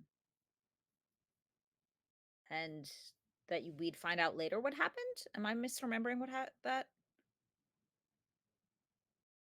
Because the check I asked was before I lost your camera and your audio was the revenant went to make a swing and everyone had to make either a vigor or prowess check, and if you failed it, you would have lost endurance. No, You I can make it didn't fail again. that check. I failed it. Okay. No, I didn't fail this last check. I failed a check a while back, and you It said was that we would before, find out and you the were like, "We'll find consequences. out what the consequences are for that." That was when I also failed. I think was the. I Yeah. think when I that was lost- when Neve attacked. Oh yeah, that was when I missed. Right, it was right before I missed. Because Oh, then Nasir went and rolled, or well, Sophia rolled for Nasir to have their people do a defensive thing. Yeah, so that it was a while back. Yeah, sorry. Because it was a defensive thing, you rolled an activity number, and I thought you said you got a 10 on it. No, I got an 18 out. I thought I was rolling for okay. I think I just got confused. Yeah, internet when it cuts out or audio cuts out, great. So yeah, you can retroactively. Do you want to roll it as a risk? Because if you're defending, it's not a risk. You can roll it as against the activity number, which would be any die from D4 to D12. Um. Okay. And I think a 10 probably makes sense for defense. I'm still confused because I had thought that it was okay. Well, I rolled a 1, so the defense Yeah. didn't especially work anyhow. Um, Yeah, so I guess just to clear things up here, I did drop there's a link further up that has a cheat sheet to how dice rolls work. But in cool. here, if you ever make a move that is a risk, so if you're attacking, if you're getting in range of a dangerous situation, you roll a d20 as your Yeah. check. Yes. Um, So the D20 was everybody, what I rolled, and that was what I failed because I got an 18 on the D20, and I thought okay, that that's above any of my numbers. you want to roll, yeah, because if you hit above that, I'm trying to remember what situation that happened because I thought you with the defense it was supposed to be an effect die. Yeah, I think it's the defense wouldn't necessarily be a D20, but everyone else was rolling D20s because Heloise and Neve attacked. Yeah, I think I just got confused. Yeah, no And worries. it was a while back, Yeah. so I don't know how much it matters Yeah. to the I mean, your men still take sure. defensive position. That still goes off fine. So that will be okay. That is all okay. And we still get some progress on our track here. So also to clear up for audience too, we have our activity number track. This determines the challenge over time. The bigger the number, the longer it takes. And that's where you roll your effect die, which is that scale of D4 to D12. D4 being you are unskilled and unprepared, up to D12 being you're highly prepared and highly skilled. If you ever go make a risk maneuver, or if you ever do a challenge that will be of risk to you, like when Neve fell into the river, that is your D20 check, and you want to meet or roll below the attribute you have for what you're using to make that check. So if you're rolling a wit and you have a wit of 10, you want to roll 10 or below. Okay. Anyhow, back to the actual thing that we're Yes. actually doing. I mean, I think Nasir's still focusing on defense here. Just trying to keep his comrades safe and also Rayan. So so I'm rolling a D20 on that one or a D10? Well, what you're wanting to do defense? Are you going to do it in a risky way, or are you going to try and use your skills and just have your effect die? No, I think I'm doing defense in a defensive way. Okay, so yeah, you can roll. Rather Yeah, I can roll a than d10.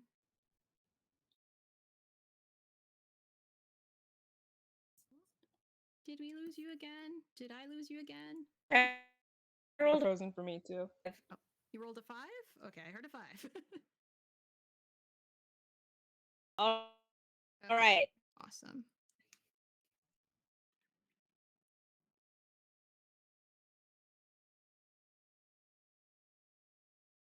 So, just for atmospheric flavor, a storm is starting to crackle and thunder in the distance as you all are in the fray here. And Nasir, if you're able to describe how you are kind of corralling your people, though you are coming in very choppy for me.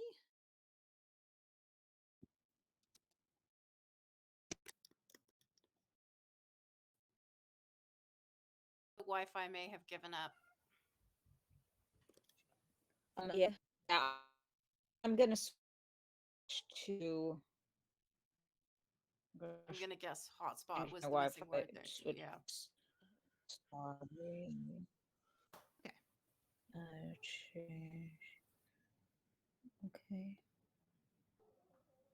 My dog growls at the internet on your behalf.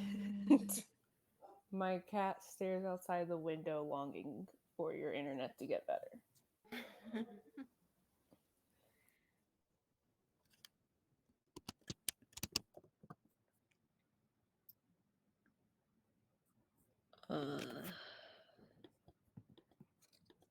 Twice. Okay. Okay.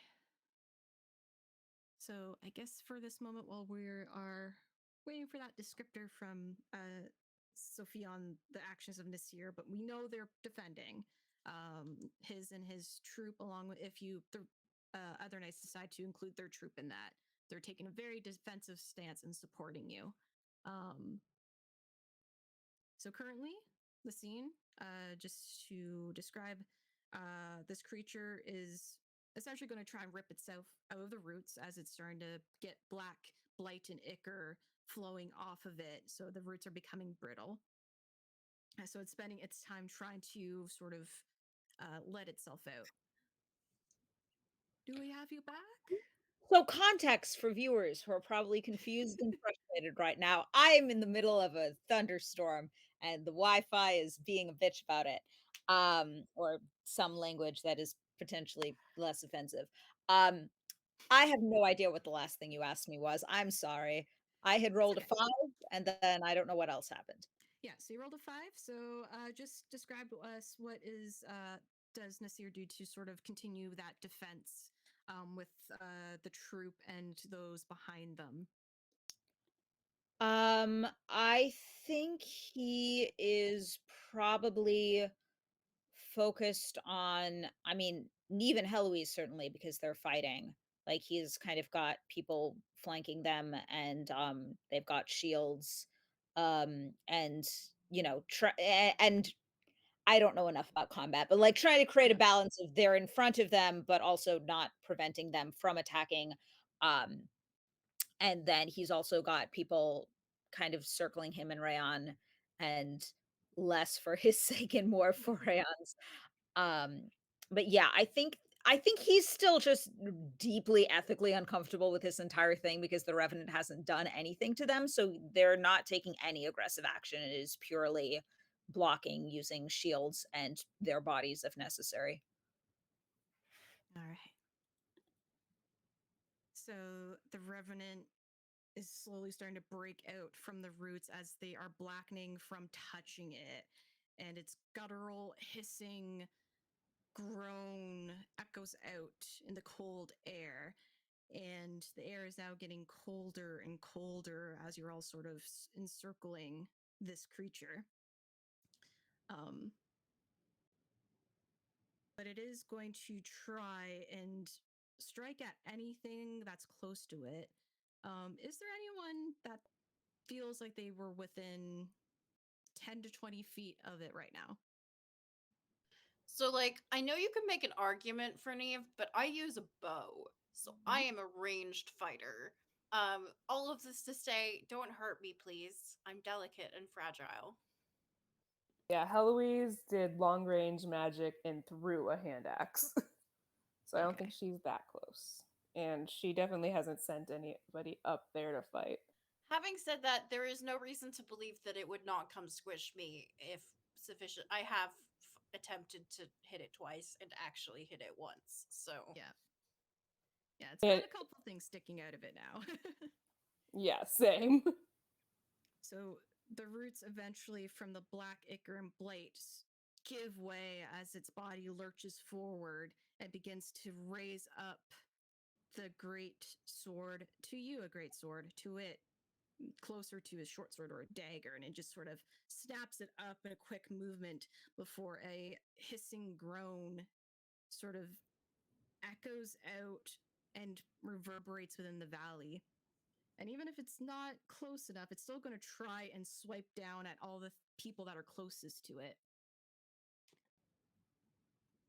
But everyone is far away at this moment because you all jumped back after the first initial strike. Um, so we can go into the next round for everybody's rolls. We'll go in order. We were beginning with Neve because you've been taking sort of a lead on this. I would like to try and hit it with my bow. Okay, I rolled a 14 and a 7. So, So you were rolling vigor or prowess? Prowess, I guess, would be the fairer one here. It doesn't really matter because the Yeah, 7 you is rolled a lower 7, than so all you of did them. get below.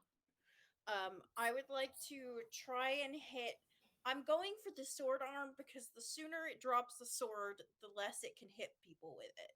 So, and I'm also instructing my big, strong, burly humans to concentrate on getting the sword. Okay. Yeah, so describe to me how this arrow, because you already hit it in the arm once. So I'll say it does snap, though it will try and fight back. Is it using two-handed? Is it treating it like a broadsword or is it one It's treating hand? it like a short sword, so it's only Like a short one-handed sword. right now. Okay. So I want to I mean, it's cruel, right? But I want to like make it drop the sword. Okay.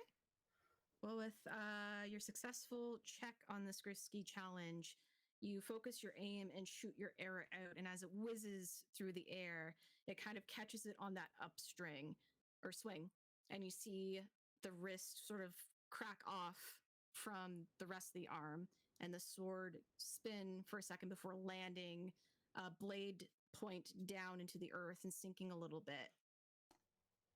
And the arm just finishes its swing back forward before the creature sort of realizes there's nothing else there. Your men do begin to rush forward, but the creature's also now turning to try and pick up the blade with its other hand. Yeah. There's not a lot I can do about that till next turn, so I'm just like, be careful. Oh, they're trying. All right, who wants to go next?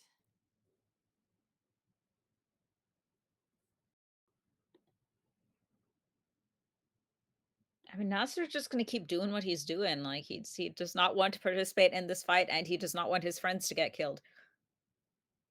Okay.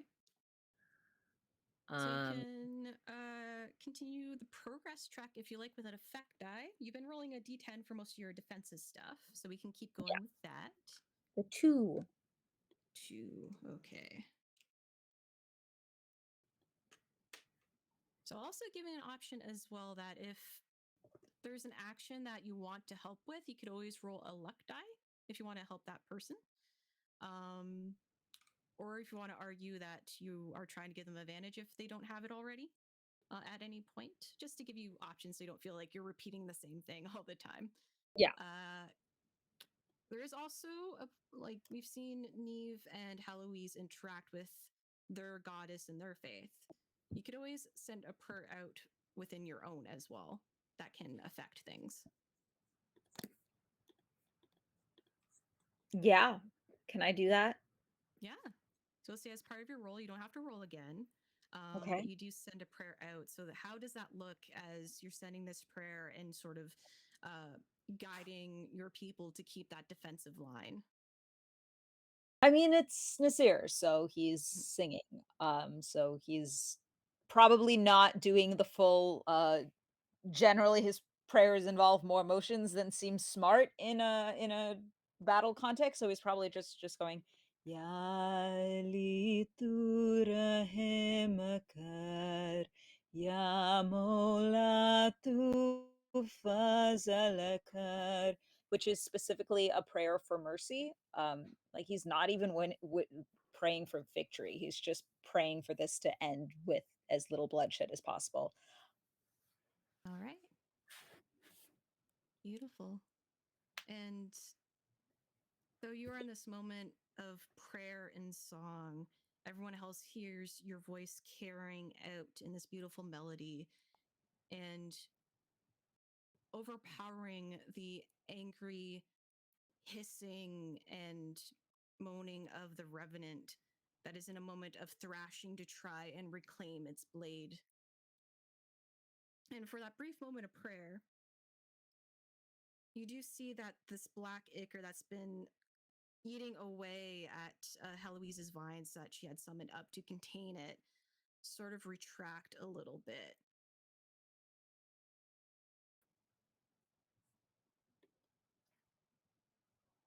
So I'll say, as you are singing, all checks can have an advantage if you don't have it already for it. Yay.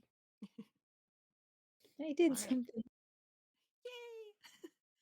All right, and lastly, Heloise. I will say you are close to beating the activity number. So it's your choice whether you want to roll to try and beat it or if you want to do something risky. So what exactly is that? What happens at the end of the activity number? So it means you accomplished your challenge, you accomplished the quest. So you all can take a chance to describe what that accomplishment looks like when you beat that number. I think so. I think in Heloise's mind, the quest is get the sword and get out of Dodge. So Heloise is going to run for the sword to just grab it and just turn around. Okay. Let's. It is a risky maneuver because you're getting up close to it to reach for its sword. She does not have. But I don't think she has enough magical knowledge to just not grab it. yeah, but you do have advantage right now as Nasir's prayer seems to be affecting whatever current magics have willed this revenant into existing in its undeath. So you can make a check, and then you can make. No, I'll just say a check, and if you pass, that will complete the activity number. But yeah, no matter what it was, I passed it because I rolled a 4, thanks to Nasir. All right. So then, describe the scene as Lady Heloise rushes forward, breaking the defensive line, and seeing this revenant trying to keep its composure and reach for its blade that it lost because of Neve's actions. I think like as Nasir starts singing, and as the Neve's people start to go for it, you see Heloise kind of just she doesn't run gracefully because of her injury. It's really just this like she's tripping a couple times as she's running, but as she trips, she kind of like goes into the fall and just gets back up and just keep going like in a fluid but somehow also jerky. As she kind of just goes around Neve's group, kind of just grabs the sword, and just starts running back like go, just go, like yelling at everyone, go now. All right. Would anyone else like to add to this description and how they react?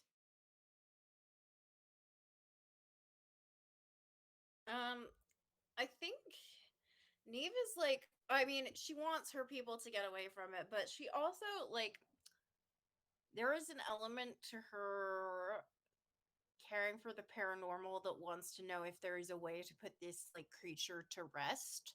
Mhm. So like is there a kind of check that I can do to like know how to like stop this creature from this undeadness? Yeah, if you want to roll a wits check, and I'll say with advantage because you are part of a family of hunters and being undead and with Morgan, you know she wouldn't want an undead walking around in Avalon. No, I would not want that. I rolled a d20. Is that the correct thing to roll? Great. I rolled a 4, which seems good. Yeah, Maybe. that would beat any of your stats. So yeah, in this check, um, you know a couple things. You know if this is just something where a soul was forced to have a thread latched onto this body to bring it into unlife. You can do a ritual, whether you whisper it into your weapon or simply run up and strike it yourself, but you can whisper a ritual to invoke Morgan to try and reclaim this soul. I would like to do that. And I'll say with that check, you can.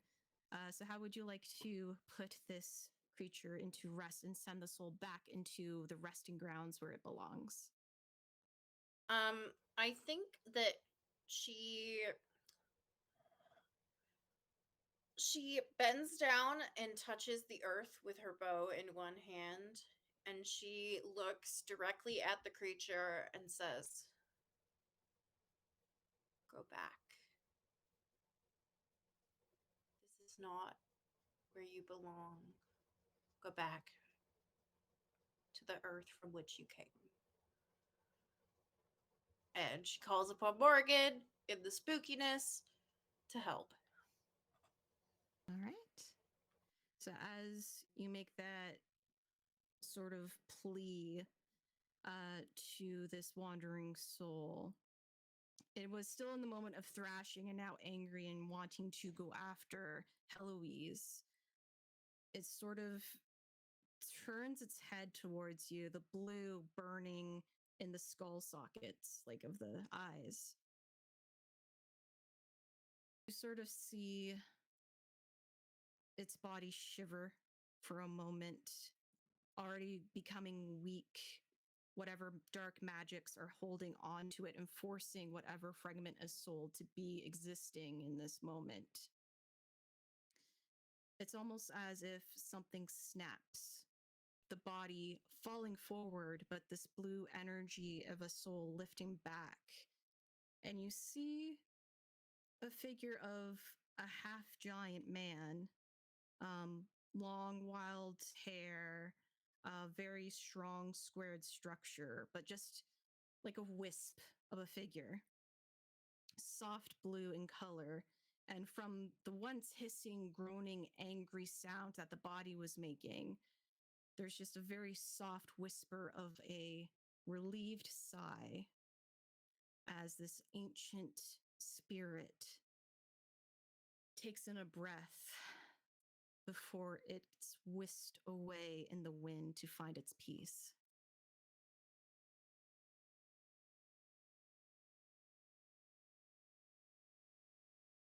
And you see, as you glance at the body, those black tendrils matching the tree's essence that you realize is sort of retracting back into the body, already kind of quivering and shaking against the song of Nasir. And now with your own prayer and voice, just all retracting back.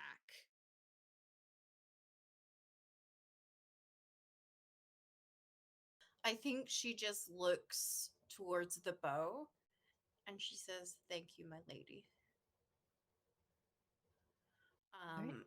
And then she's gonna instruct um her people to give this creature a proper burial. Because I figure it's unlikely we're gonna be able to find the like precise place that they were laid to rest previously. So, um, she will organize that. Right. And Nasir, you saw Heloise grab the sword and ask everyone to run away. And then you see the actions of Neve. What is Nasir doing in this moment? I think Nasir does instruct his people to also run away, but I think he stays back and continues singing until the soul has been put to rest. And sort of nods an acknowledgement at Neve, like he wants to say thank you, but he's still just disturbed about how this went down. Um, and then once its soul has been put to rest, I suspect that several of his people flat out refused to run and hide while he was still standing there singing, so he kind of has them participate in the burial. Um, but he sort of stands off to the side and is just sort of contemplating the fact that, you know, he never wanted to be a soldier. He never wanted to do violence. And is that he's finally like closer than he's ever been to finding his husband, and that is probably going to mean more violence. And just yeah, he's just contemplating that. I don't think he's even sad. Like I think he's been feeling very sad and angry and frustrated recently, and now it's more just a like, wow, this is a lot. Yeah. And your friend, Squire, but ultimately an utmost friend, stands beside you quietly as you are, but there is an understanding. And if you were to glance at him, he does look forward away from you, but you do catch like a subtle turn of the head. Try not to look at you, but just sort of that breath of being a new experience for the both of you. And maybe that might give you comfort knowing that you're not alone in this. It does. But your men that you brought with you, your people that you brought with you, do as you're instructed, and they weren't going to leave you behind and run away. This is what they were brought here for, is to defend you as well as those who cannot defend themselves. And hearing of needing to put the soul to rest, follow yours and Eve's instruction, as well as any input Heloise has, as funeral rites are her specialty. But you do as you intended, and you do feel as you progress through this, sort of that foggy mist lift, and a strong evening sun is setting, and just in the vapors of the air, just little spots of rainbows darting across the valley. A bit of warmth comes back to you, that the cold that was once clutching the air has now sort of released its fingers to crawl back to wherever it came from. But with a quest now done and the sword claimed, you need to get to Dame Gwendolyn back in her fiefdom and hope that she had finished her preparations. So with our time, our quest is done. So let us enter our fief phases, unless there's anything you wish to say on the journey back to each other. I think Heloise definitely has some thoughts about things. I think she's a little bit frustrated actually with certain things about the fight, but I don't think she would say anything unless anyone else said anything. But I think she's like, Heloise is always quiet, Mhm. more than anything. But like she's kind of angry quiet actually. Mm. I really love you saying Heloise is usually quiet, followed by Hazel being like, but I'm not. Hazel, but I never am. I've never been quiet a day in my life. Oh, more cat. Exactly. More Hmm. kid. Same good I temperament. think for Neve, this was a success, right? Like, she did what she intended to do.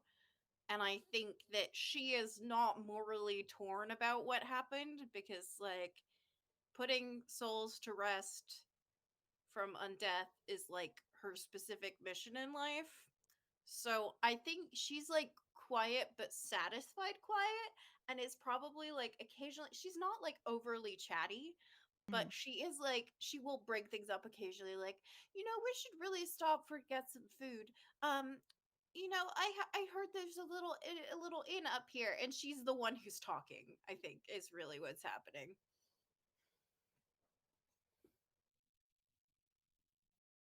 Just that voice filling the quiet void. Yes.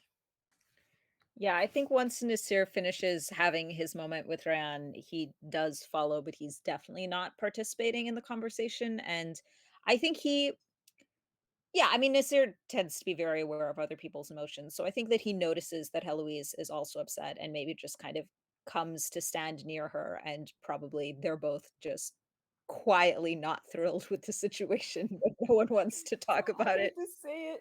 Heloise is mad at this. That's a shame. That's a real shame. He's okay with that. Heloise is mad at Nasir, Yeah. specifically. Yeah. Mhm. And if you want to say that, you can. He's sort of there in a like, if you want to talk to me, you can, and if you don't want to, then you don't have to. I think Neva's just like, and it was really nice of Morgan to lay that spirit to rest. I really feel like she's looking after us. It's just She really is. great. Everything's great. You did a great job, Neve. Good job. Thanks. Did you see my bow? It's really cool. Your bow was lovely. Thanks. It was really cool how you were able to do that. Thank you. You did that really cool thing too, and you were really good at like interposing. It was really great. Thank you. Also, that was a really good axe throw too. Thanks, I've been practicing. Ghosty doesn't really like the forests though. I think Ghosty's getting to have a fear of mist. I was gonna say, doesn't Ghosty also hate the mountains? Ghosty also hates the mountains. Ghosty is more of a beach horse. That's Like fair. Ghosty does beach. That's what Ghosty does. That's fair. Mori doesn't like the heat. No. Very temperamental. Just very quiet. Still looks like very much like looks like it can kill you. Kind of still like in their anger. And I think eventually she just turns to Nasir and goes,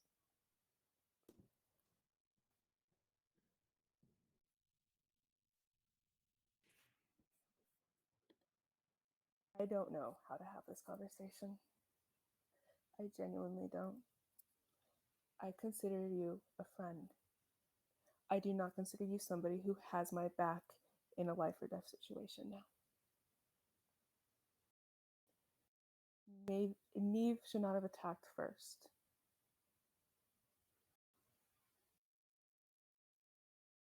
That is true. And I did not enjoy that either. And she will know that. At the end of the day, Neve was the one who tried to get the sword.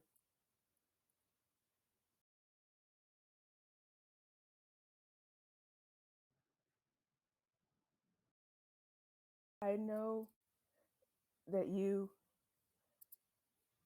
are a good person, Nasir, and I can see that, and I care deeply about that. You did not grow up in the same way that we did, where I grew up having to know that this was something, being a knight was my destiny, my fate, or whatever, because I'm the oldest.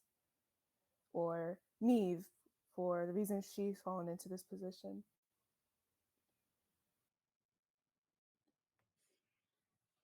But if anything, I need to know that the people in this quest will make sure that I come back. My grandmother cannot bury another person this year.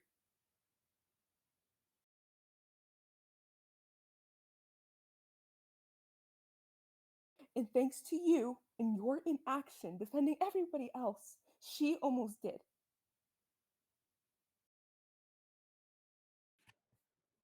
You don't have to fight. You don't have to attack. But inaction is just as dangerous. So I think Nasir is surprised because he did send everyone to defend everyone, including Heloise. And the fact that he specifically was not defending Heloise was because he was directly defending Ryan rather than because he wasn't participating defensively.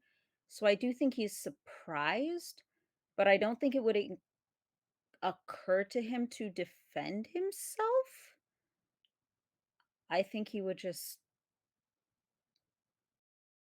yeah, hear that and feel sad and not feel like he can apologize because he doesn't think he would have done anything differently the second time around. And I guess all of that was internal. I guess I'm contemplating what he would say out loud. And I think what he would say out loud is,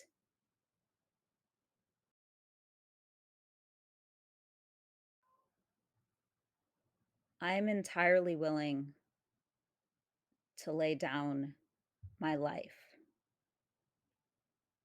I'm not willing to do unnecessary violence. At the end of the day, I am here to save one person, and I don't think I have the right to harm others. And ever since I met the three of you, what we have been doing has involved harming others. And if that decreases your trust in me, that's very reasonable. But it's not going to change. My feelings on the matter are not going to change. I'll let others get hurt to save one person. What would you have had me do instead of defend? I restrained, not in a harmful way. And yes, in the end, I did throw my axe. But I I didn't ask restrained. what you did. I asked what you would have me do. I would have had you do something in a similar way. I hope that we are able to save your person. I truly do. And I think one thing you maybe haven't taken into account, because you said that since you've met us, we've done a lot of unnecessary violence. There is a town that has joined my fiefdom that would argue differently.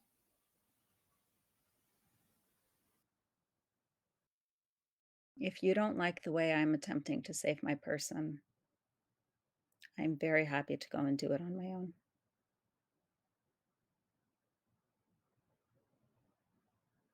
I have no interest in harming you or your family.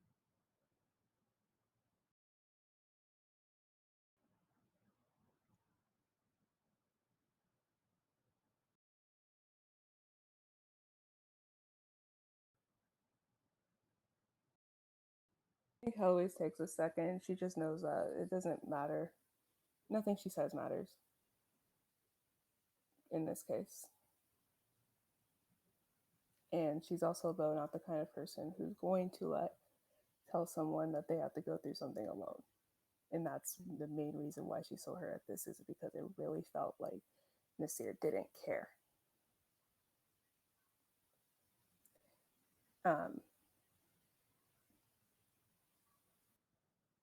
So she's just going to, I think she's just going to go and turn her horse towards her sister and just ride off with Isolde. Right. Meanwhile, Neve has been having a great conversation with Reggie. Oh yeah. We've been talking about our favorite types of soup. Oh my god. Yeah. He says, oh, yeah, Heloise was serving a very nice turnip soup with a bit of like some sea salt, which I know I find- comes from our fiefdom. We were very good at the salt. Less good at turnips, but I find turnips just a little chewy. Oh, when you do it the right way, you're able to blend it into a good soup with a little bit of beef broth. And he starts going to the culinary like art of it that he had learned. We are having a great time. Yeah. But what is A Knight's Tale without high emotions? Knights are incredibly emotion figures in their tales and their stories, and point of views can very much differ. But you do make it back, and while you wait upon Gwendolyn's word and contemplate the actions and the words shared, we have some time to do our fiefdom phase. So if anyone wants to take a moment to either do some family affairs, some personal affairs, or even a personal event, there's different things for that during a fief phase. I want to throw a birthday party for Ghosty. A birthday party for Ghosty. Do you invite all the knights that have come with Everybody's you? invited. I don't know that they will come, but they are invited. All right. So this sounds like a personal event as opposed to an Sure affair. We haven't does. had personal event yet. So just give me, you're going to do 2 rolls with a d6. So give me the first one. 6. All right. And give me another one. 5. I was going to laugh so hard because one of the rolls on this table is horse. That would be very funny. That would have been amazing. Yeah, so you rolled, the word is foreign. So you send out your invites to everybody you know for the birthday party for Ghosty. I invite Morgan. And you send her out to Morgan. So all the knights get their invitations. You even send it out to the liege lady. Whether she shows up or not, we will maybe. It's a maybe. She's a very busy lady. But there is this very well put together, elegant looking just scenery with all the decorations. Your Squire Elf doing as much as he can to meet your requests, demands, whatever it is that you are saying to him. You know those videos where they put like the cards in front of the animal and they make the animal pick like with their paw or their face? She 100% does that with like all of the planning decisions. Ghosty picks their Pokemon starter. Yep. Yeah, so yeah, and Alf is just like and like writing down whatever Ghosty picks.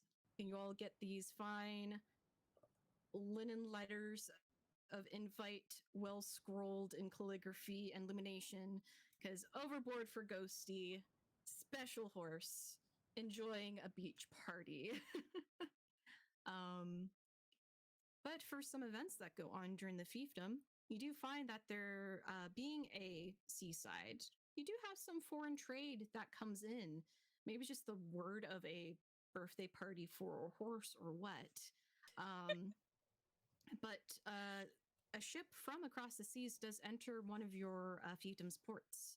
Kind of bewildered at the sight of a party happening close by. This is a group of the Empire Avalonians.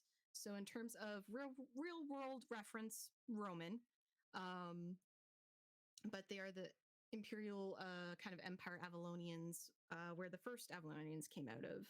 And the small ship of merchants have come in hopes of finding trade. And they bring various goods from across the sea, jars of olives and figs and pomegranates, which valuable as it is rare here. I love olives. I buy all the olives and I give them out as party favors. I'm very attached to olives as a concept. Okay. And do our other two nights, you will have your own fee phase, but do you go to Ghosty's birthday party? Oh hell yeah. I'm sorry for who I am as a person. Oh. Nasir sends a present, but he does not attend, no. Okay. You And get what a is the very nice present? thank you note with a hoof print on it.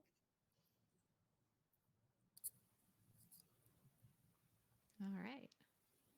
So you have a fun personal birthday party for a ghost going on as your fee phase.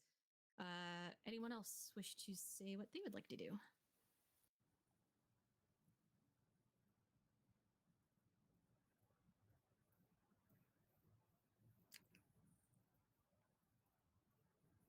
I mean, I think Nasir, because most of the projects from last time were like ongoing, I still needed to make rolls. So I don't think he is necessarily doing anything new. I do think that he's like, after his conversation with Heloise, like very seriously considering the fact that he doesn't actually want to do this.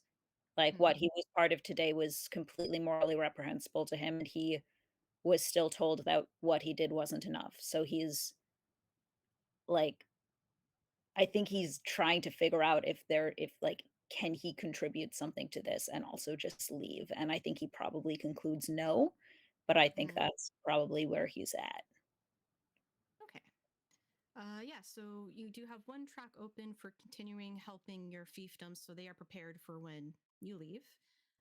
So you can make a effect die roll. So that is any of the from range D4 to D12 dice. Probably a D8 makes sense to me. Like, Okay, it's a 4. 4. Okay, I think you rolled pretty well last time, so this would pass your activity number. Yeah, so you get to a point, maybe it's just you need something to focus on, and being able to help these people be ready and prepared and not even feel you leaving is what you want.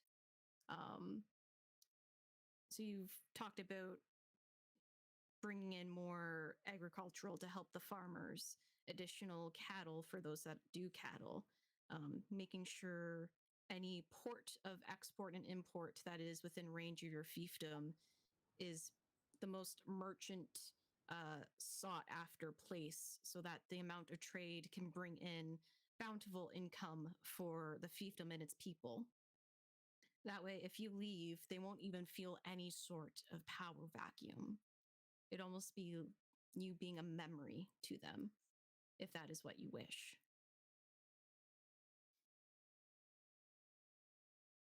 And I lost Sophia. Oh man.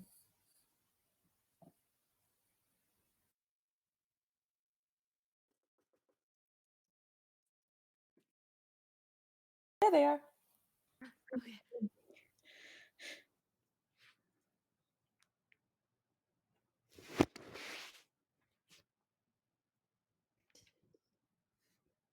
So, with your successful activity number beaten, and you now in a position where all you need is just to get your husband back and you can leave.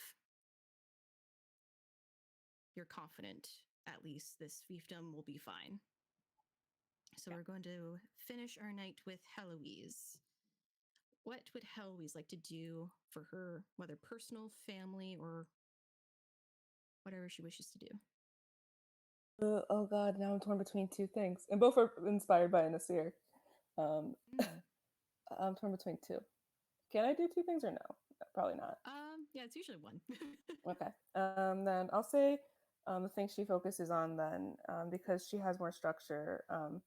She does talk more to. Also, one thing that I don't really think is like part of the face is she does talk to Izzle about what to do, and like kind of prepares Izzle and Evane more for what happens if she does die.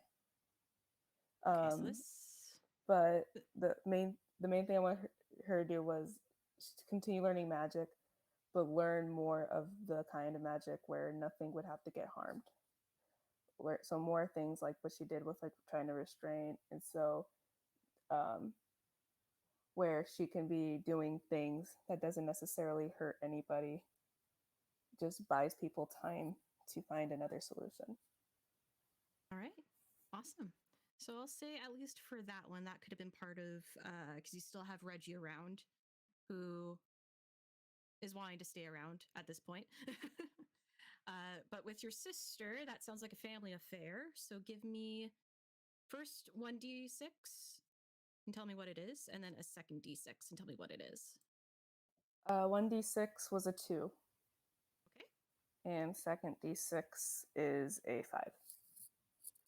Okay, so you rolled loyalty. So we'll say it as a narrative point. Even in that last moment where we're telling everyone to run away, that you have the sword. For a flash of a second, you did see that Isolt was running towards you, dagger out. You are her sister, and above anything, you both promised Grandma you would come back.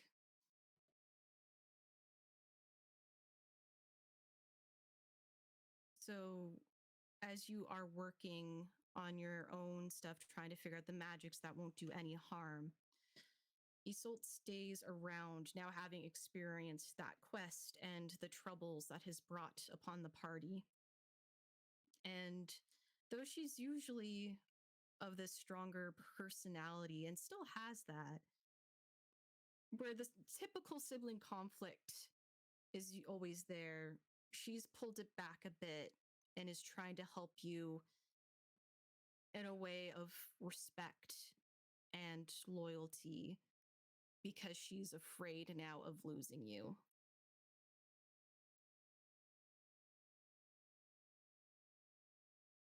And with that, our quest and story for tonight has come to a conclusion. And with all the contemplations of our nights, either finding celebration to distract, work to distract, all doing their own things, they do have to eventually come back together to finalize this quest that a once ghostly maiden has given them, in hopes of saving Avalon as well as an individual that means a lot to one of our knights. So, with that, let me get my things up. Why don't we also give an outro to our delightful cast who has been a part of this emotional journey? I'm losing my words. So let's go one by one, starting with Nox. Tell us who you are, who you were, and where we can find you. Hi everyone, I'm Nox Kiros. My pronouns are she, her, and hers, and I played Heloise Paralos, who also uses she, her, and hers. You can find me on most social medias at Nocturnal_7, except for Blue Sky, which doesn't let you use underscores, and so it's a dash. I hate how inconsistent that is. It really does bother me. Tomorrow, you can find me on Girls Run These Worlds, playing. Hopefully, this will be the premiere of our Old Gods of Appalachia game, where I play a TikTok influencer trying to get a Dr. Pepper sponsorship, getting thrown into spooky shit, which she's very much like, she's very much like the person that's like, please don't talk to the thing in the woods. And she has to deal with a bunch of people who might talk to things in the woods. She's not going to be having a good time, but I will. Other than that, I don't think I have anything this week. No, I'm good this week. Really, this is my off week. But make sure to stick to my social media because I'm going to be announcing a couple of things coming up soon. And October is definitely a busy month. Oh my god. But yeah. All right, Jilly. Hi, it's me. You can find me at Oh Look It's Jilly most places on the internet. I have been your Neve this evening. I will be at Big Bad Con this week, which means that I will be simultaneously on the internet and also not on the internet. It's a very weird situation to be in. But I will be playing Cal's Kitchen on Exquisite Corpse Presents on Friday. I'm going to find a corner of the hotel and hunker down. And I will be playing Muriel Mathers, who is a retired librarian who is going to win to spite her rival Helen, whether the universe likes it or not. And also, I will be here next week because my flight will get back 4 hours before this starts. And if it doesn't, I'm going to be supremely annoyed. Yes. So this week you should stay tuned to my Twitter and or other places on the internet because I will be updating on what is happening at Big Bad Con, which will very likely be that I spend too much money and try to go to too many things all at once. The end. Yep, feel that. All right, Sophia. I'm Sophia. I'm Swinging Storm on Twitter and Blue Sky, and I'm Sophia Bye on Instagram and Facebook, and I'm Stormy Storyteller on TikTok. I just like to make life confusing for people. Yeah, I don't have anything particular happening this week. I'm going to the Maryland Ren Fair, but not in an official way. I'm just going because it'll be fun. That sounds super fun though. There's a Maryland Ren Fair. Yeah. You've blown Nox's mind right now. It's awesome. It's really awesome. It's also not very expensive. I mean, you have to get there. But it's the thing itself is like I don't actually know because my friend got it for me as a birthday present, but it's in the like $20 to $30 range, and then the food is super cheap, and all of the actual stuff is either free or like a nominal charge. They have archery. It made me so happy. We'll talk more in our post as I got to wrap this up for our director here. So thank you to our players. Me, I'm Natalie. I've been our GM for this wonderful emotional ride of a story playing Knight stuff, we must say. Oh, I need to finish myself though. Ghost Candle in the majority of places. Tomorrow playing Kids on Brooms over on Zilzaddy. It's our D&D characters' babies. Not real babies, but they're children. And then I am playing a solo of Dead Letter Society on Wednesday evening at 7 o'clock Eastern Standard Time because an expansion pack is being released about werewolves on the 29th. So I want to do something fun in time for that. I will also be at Big Bad Con. Come say hi. I'm shy and quiet in person, so you may have to kind of be like in my face. It's fine. Just say hi. Now for our channel stuff, remember that Iron Sworn, the Valley is going to have its finale on September 29th. That is this week. And closing, blah, blah, I'm reading my words. Closing video tonight, we have 2 casting calls. So if you want to be on this channel, if you want to play with our fellow amazing players here, we have Shadowlight and Divine Calling. You can find the casting forms and more info on Nerds with Dice social media and in Discord. So Divine make sure Calling's you really follow. fun. Yeah, there you go. You've been told. Do the casting call before it closes tonight, which is probably going to be very soon. There's a Dice is also looking for help. We are always seeking producers to help us bring more shows and more amazing storytellers to the channel. We're also looking to add more chancellors to help us manage the channel as it grows. So do that too. Just join us in any capacity. Players, helpers, we love you all. And if you have a story you wish to tell or a game you wish to showcase, our creator app is always open. You can find it on our Twitter and Blue Sky, or you can just ask for the link in Discord. With that, I think I said all the things. So now we just have to say who we're rating. So stick with us as we will be rating. I think it's supposed to be the initiative order. So make sure you hang around for that. But thank you. Have a good time zone, whatever day, night, whatever it is. Remember to hydrate, remember your medications, stretch, all that fun stuff. And thank you.